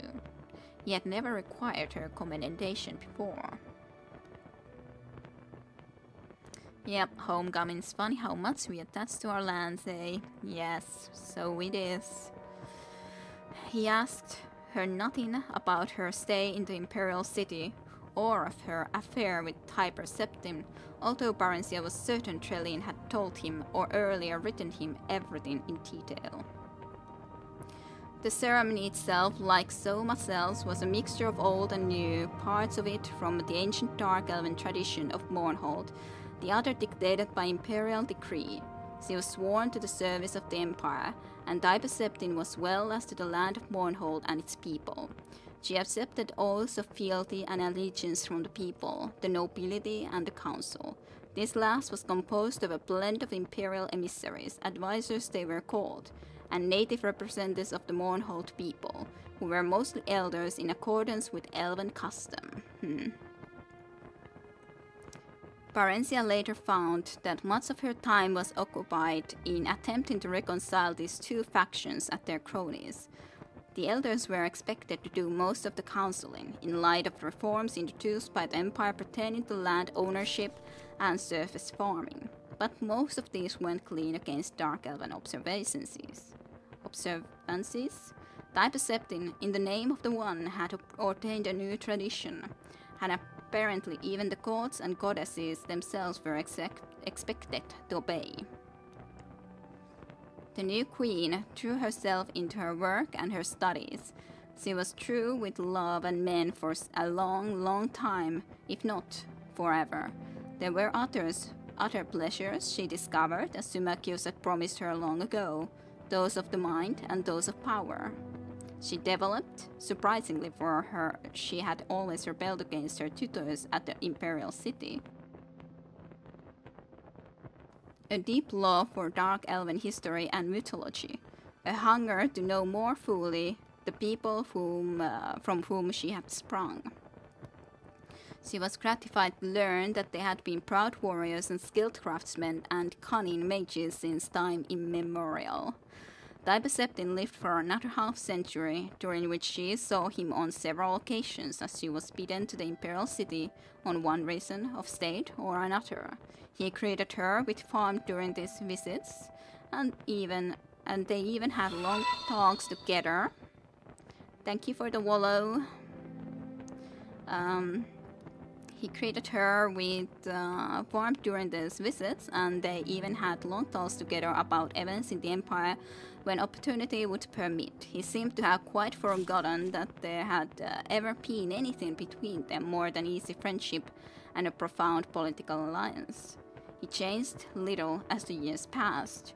Rumor had it that his mages had developed spells to extend his vitality, and even the one had granted him immortality. Then, one day, a messenger came with the news that Tiber Septim was dead, and his grandson Pelagius was now emperor in his place. They had heard the news in private, she and Symmachus. The sometime imperial general and now her trusted prime minister took it stoically, as he took most everything. Somehow it doesn't seem possible, Barenziah said. I told you, it's the way of humans. They are short-lived people. It doesn't really matter. His power lives on, and his son now wields it. You called him your friend once. Do you feel nothing? No grief? He shrugged. There was a time when you called him somewhat more. What do you feel, Barenziah? They had long ago ceased to address each other in private by their formal titles. Emptiness, loneliness, she said. Then she too shrugged. But that's not new. I know, he said softly, taking her hand. Barenziah, he turned her face up and kissed her. The act filled her with astonishment. She couldn't remember his ever touching her before. She never thought of him in that way. And yet, undeniably, an old familiar farm spread through her. She'd forgotten how good it felt. That farmed. Not the scorching heat he'd felt with Tiber Septim, but the comfort in robust ardor she somehow associated with straw. Straw, poor straw. She hadn't thought of him in so long. He'd be middle-aged now if he were still alive, probably with a dozen children she taught affectionately, and a hearty wife who hopefully could talk for two. Marry me, Barenziah, Symmachus was saying. He seemed to have picked up her thoughts on marriage, children, wives. I've worked and toiled and waited long enough, haven't I? Marriage. A peasant with peasant dreams. The thought appeared in her mind, clear and unbidden. Hadn't she used those very same words to describe straw so very long ago? And yet, why not? If not Symmachus, who else? Many of the great noble families of Morrowind had been wiped out in Tiber Septim's Great War of Unification before the treaty. Dark Elven rule had been restored, it was true, but not the old, not the true nobility. Most of them were upstarts like Symmachus, and not even half as good or deserving as he was. He had fought to keep Mournhold full and hale when their so-called counselors would have picked at its bones, sucked at them dry as Ebonheart and been sucked dry. He'd fought for Mournhold, fought for her, while she and the kingdom grew and thrived. She felt a sudden rush of gratitude, and undeniably affection. He was steady and reliable, and he'd served her well, and loved her well. Why not? She smiled and took his hand and kissed him. So what Symmachus wished for actually came true then in the end, at least to a degree. Something more may happen later on. The union was a good one, and its political as well as personal aspects. While Tiber Septim's grandson, the Emperor Pelagius I, viewed her with a jaundiced eye, his trust in his father's old friend was absolute.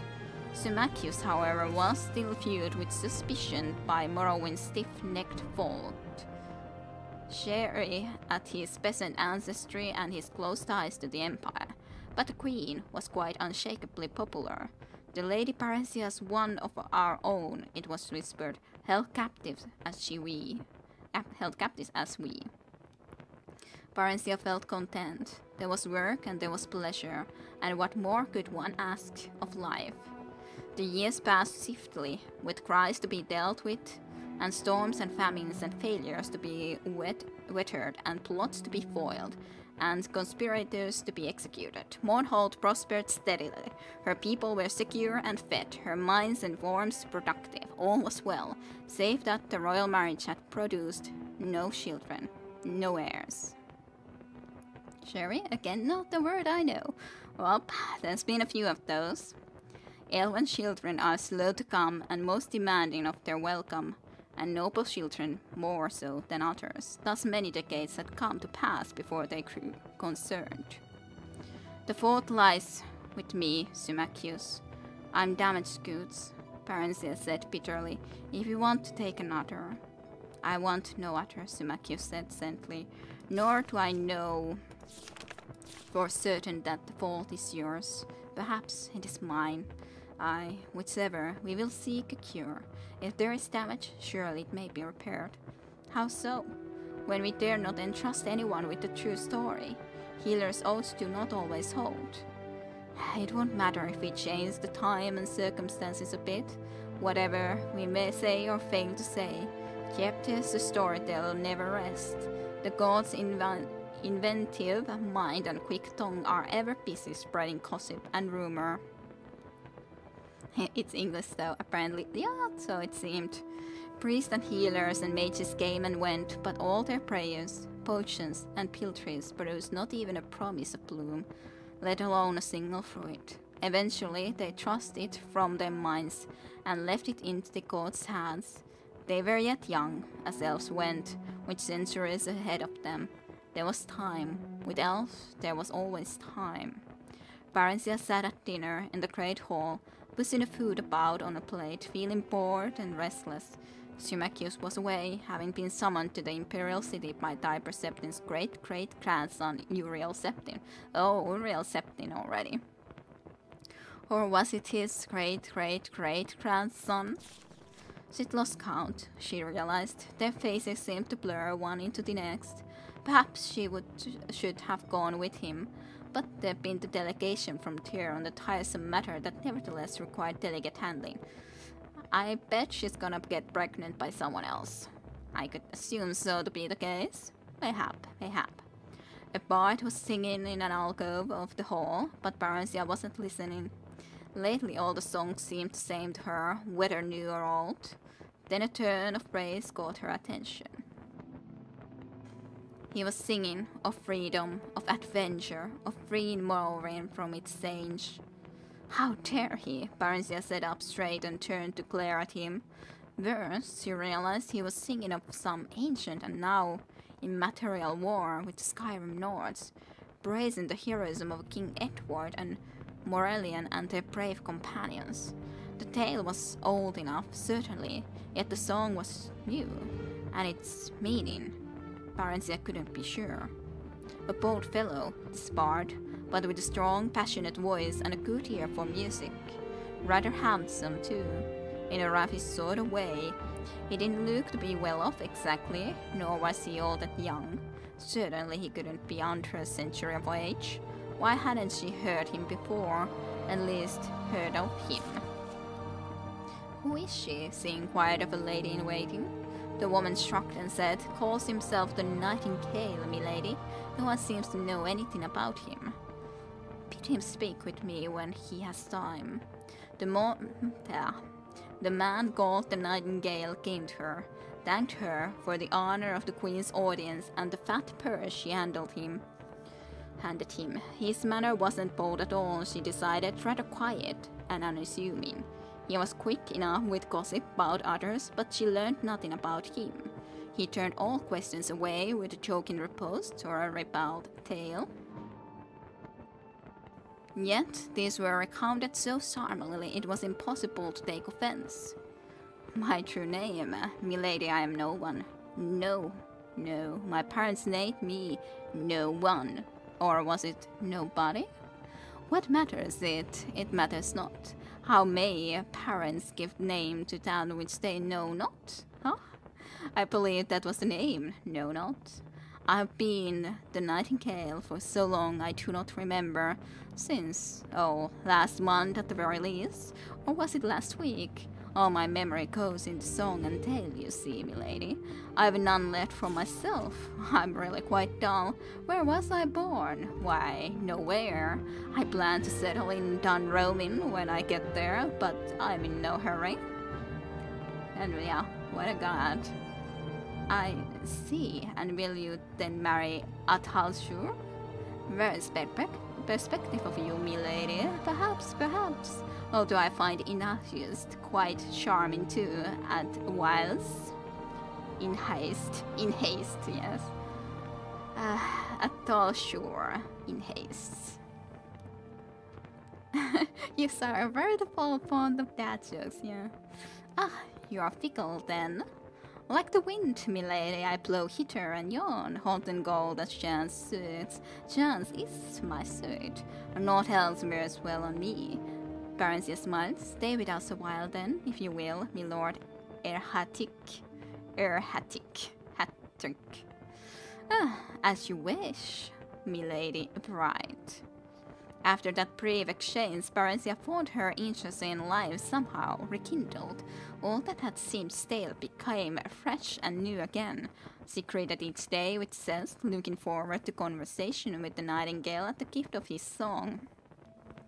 Unlike other bards, he never sang her praises, nor other women's, but only for high adventure and bold deeds. When she asked him about this, he said, "What greater praise of your beauty could you ask, milady, than that which your own mirror gives you?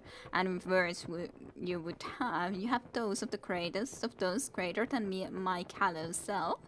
How should I vie with them, I who was born but a week gone by?" He was born only a week gone by, so very, very young he is. For once they were speaking privately. The queen, unstable to sleep, had summoned him to her chamber, that his music might suit her. "You are lazy and a coward, sir, else I hold no charm for you." "Milady, to praise you I must know you. I can never know you. You are wrapped in enigma, in clouds of enchantment." "Nay, not so. Your words are what weave enchantment, your words and your eyes. And your body. Know me if you will. Know me if you dare." He came to her then. They lay close, they kissed, they embraced. "Not even Barenziah truly knows Barenziah," he whispered softly. "So how may I? Milady, you seek and know it not, nor yet for what? What would you have that you have not?" "Passion," she answered back. "Passion, and children born of it." "And for your children what? What birthright might be theirs?" "Freedom," she said. "The freedom to be what they would be. Tell me, you who seem wisest of these eyes and ears, and the soul that knits them, where may I find these things? One lies beside you, the other beneath you. But would you dare stress to your hand that you might take what could be yours, and your children's?" Symmachus. "In my person lies the answer to part of what you seek, the other lies hidden below us in these yours. Very kingdoms mine, that which will grant us the power to will and achieve our dreams, that which Edward and Moralian between them used to free High Rock and the spirits from the hateful dominion of the Nords. If it be properly used, milady, none may stand against it, not even the power the Emperor controls. Freedom, you say? Barenziah, freedom it gives from the chains that bind you. Think of it, milady." He kissed her again, softly, and be true. You're not leaving?" she cried out. Her body yearned for him. For now, he said, pleasures of the flesh are nothing beside what we might have together. I would have you think on what I have just said. I don't need to think. What must we do? What preparations must be made? Now I've started to read too long so that I'm getting more words incorrectly and everything. Too long. Has it been? Why? None. The mines may not be entered freely, it is true, but with the queens at my side, who will stand athwart. Once below, I can guide you to where this thing lies and lift it from its resting place. Hang in there, kiddo, yes. Whew. Yes, only a few more pages. Then the memory of her endless studies slid into place. The horn of summoning, she whispered in awe. Is it true? Could it be? How do you know? I've read that it's buried beneath the measureless caves of Daggerfall. Ooh, Daggerfall is coming up. Nay, long have I studied this matter, ere his dead King Edward gave the horn for safekeeping into the hand of his old friend King Morrowind. He, in turn, secreted it here in Mournhold under the guardianship of the god Ethan, whose birthplace and palework this is. Now you know what it has cost me many a long year and weary mile to discover. But the god? What of Ethan? Trust me, milady heart, all will be well. Laughing softly, he blew her at the last a kiss and was gone. On the morrow, they passed the guards at the great portals that led into the mines and further below. Under pretense of her customary tour of inspection, Barenziah attended, but for the nightingale ventured into the cavern after subterranean cavern. Eventually they reached what looked like a forgotten sealed doorway, and upon entering found that it led to an ancient part of the workings, long abandoned. The going was treacherous, for some of the old shafts had collapsed, and they had to clear a passage through the rubble or find a way around the more impassable piles.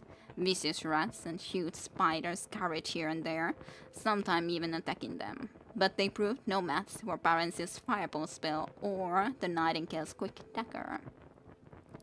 We've been gone too long, Barenziah said at length. They'll be looking for us. What will I tell them? Whatever you please. The Nightingale laughed. You are the queen, aren't you? The Lord Samachus. That peasant obeys whoever holds power. Always has, always will. We shall hold the power, milady love. I wonder who this guy is exactly. The Nightingale. His lips were sweet as wine, his thoughts both fire and ice. Now, she said, take me now, I'm ready. Her body seemed to hum, every nerve and muscle taut. Not yet, not here, not like this. He waved around, indicating the aged, dusty debris and grim walls of rock. Just a little while longer. Reluctantly, Barenziah nodded her assent. They resumed walking. Here, he said at last, pausing before a blank barrier. Here it lies. He scratched a rune in the dust, his other hand weaving a spell as he did so. The wall dissolved. It revealed an entrance to some ancient shrine. In the midst stood the statue of a god, hammer in hand, poised above an adamantium anvil. By the blood Ethan, the Nightingale cried, I pity, weaken. Morrowind's heir of Ebonheart am I. So Merlin's heir of Ebonheart am I. So he's a heir of Ebonheart. Last of the royal line, sharer of thy plight. At Morrowind's last need, with all of Elvendom in dread peril of their cells and souls, release to me that cardam which thou guardst. Now I do bid thee strike. This undead trick thing. Yep, pretty much. At his final words, the statue glowed and quickened. The black stone eyes shone a bright red. The massive head nodded, the hammer smote the anvil, and it split asunder with a thunderous crush. The stone god itself crumbling. Barenziah clapped her hands over her ears. and crouched down, shaking terribly and moaning out loud.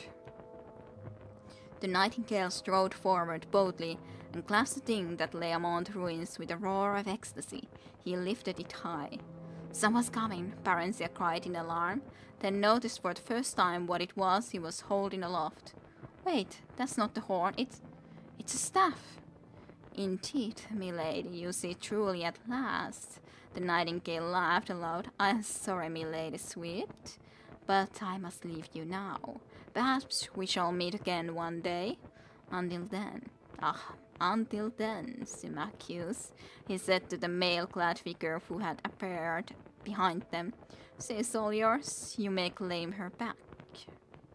So he never was interested in her, but into that staff, whatever it exactly is. "No," Barenziah screamed.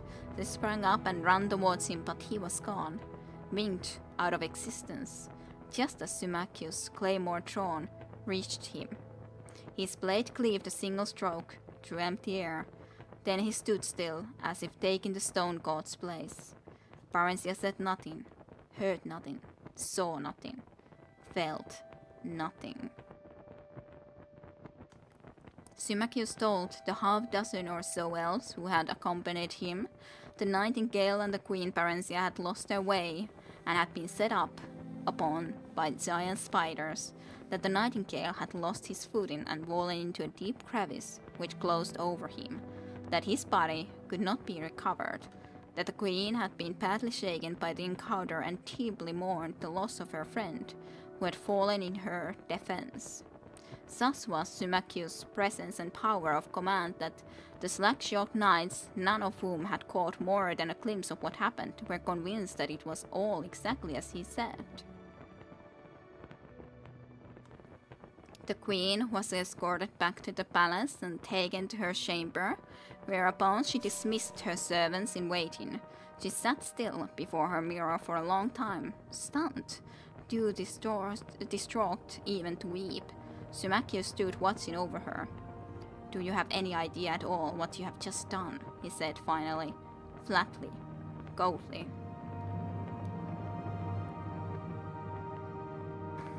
"Okay, you should have told me," Barenziah whispered. "The staff of chaos.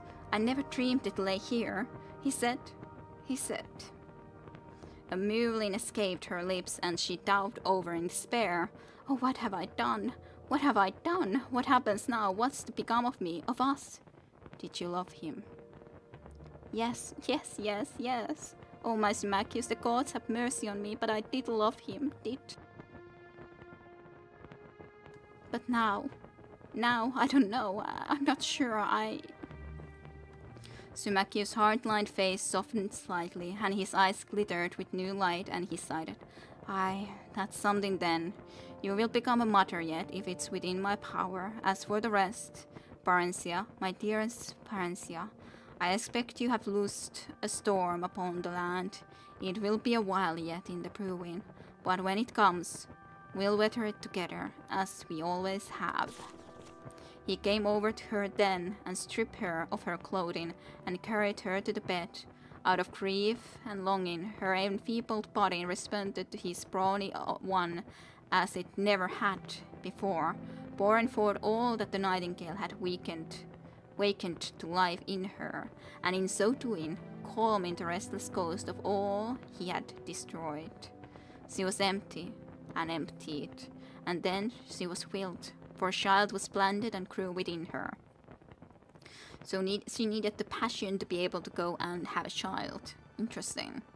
As her son flourished in the womb, so did her feelings towards patient, faithful, devoted Symmachus, which had been rooted in long friendship and unbroken affection, and which now, at last, ripened into the fullness of true love.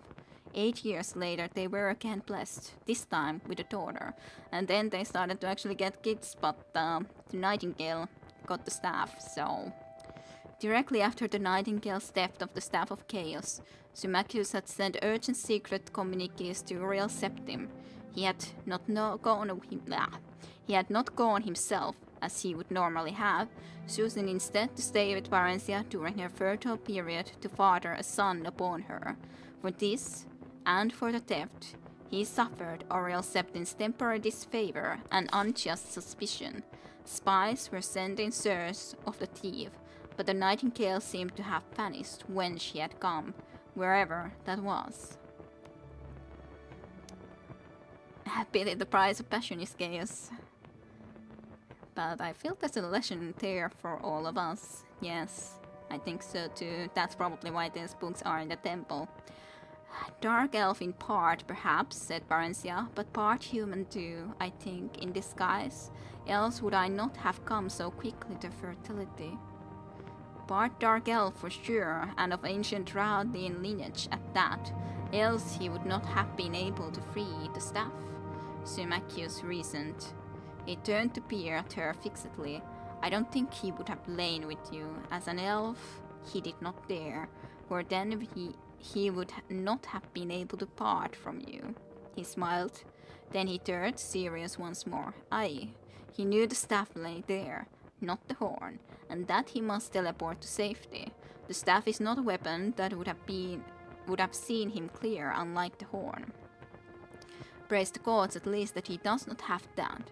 It seems all was as he expected, but how did he know? I placed the staff there myself with the aid of the ragtail end of a Ratian clan, who now sits king in Castle Ebonheart as a reward. Taiba Septim claimed the horn, but left the staff for safekeeping.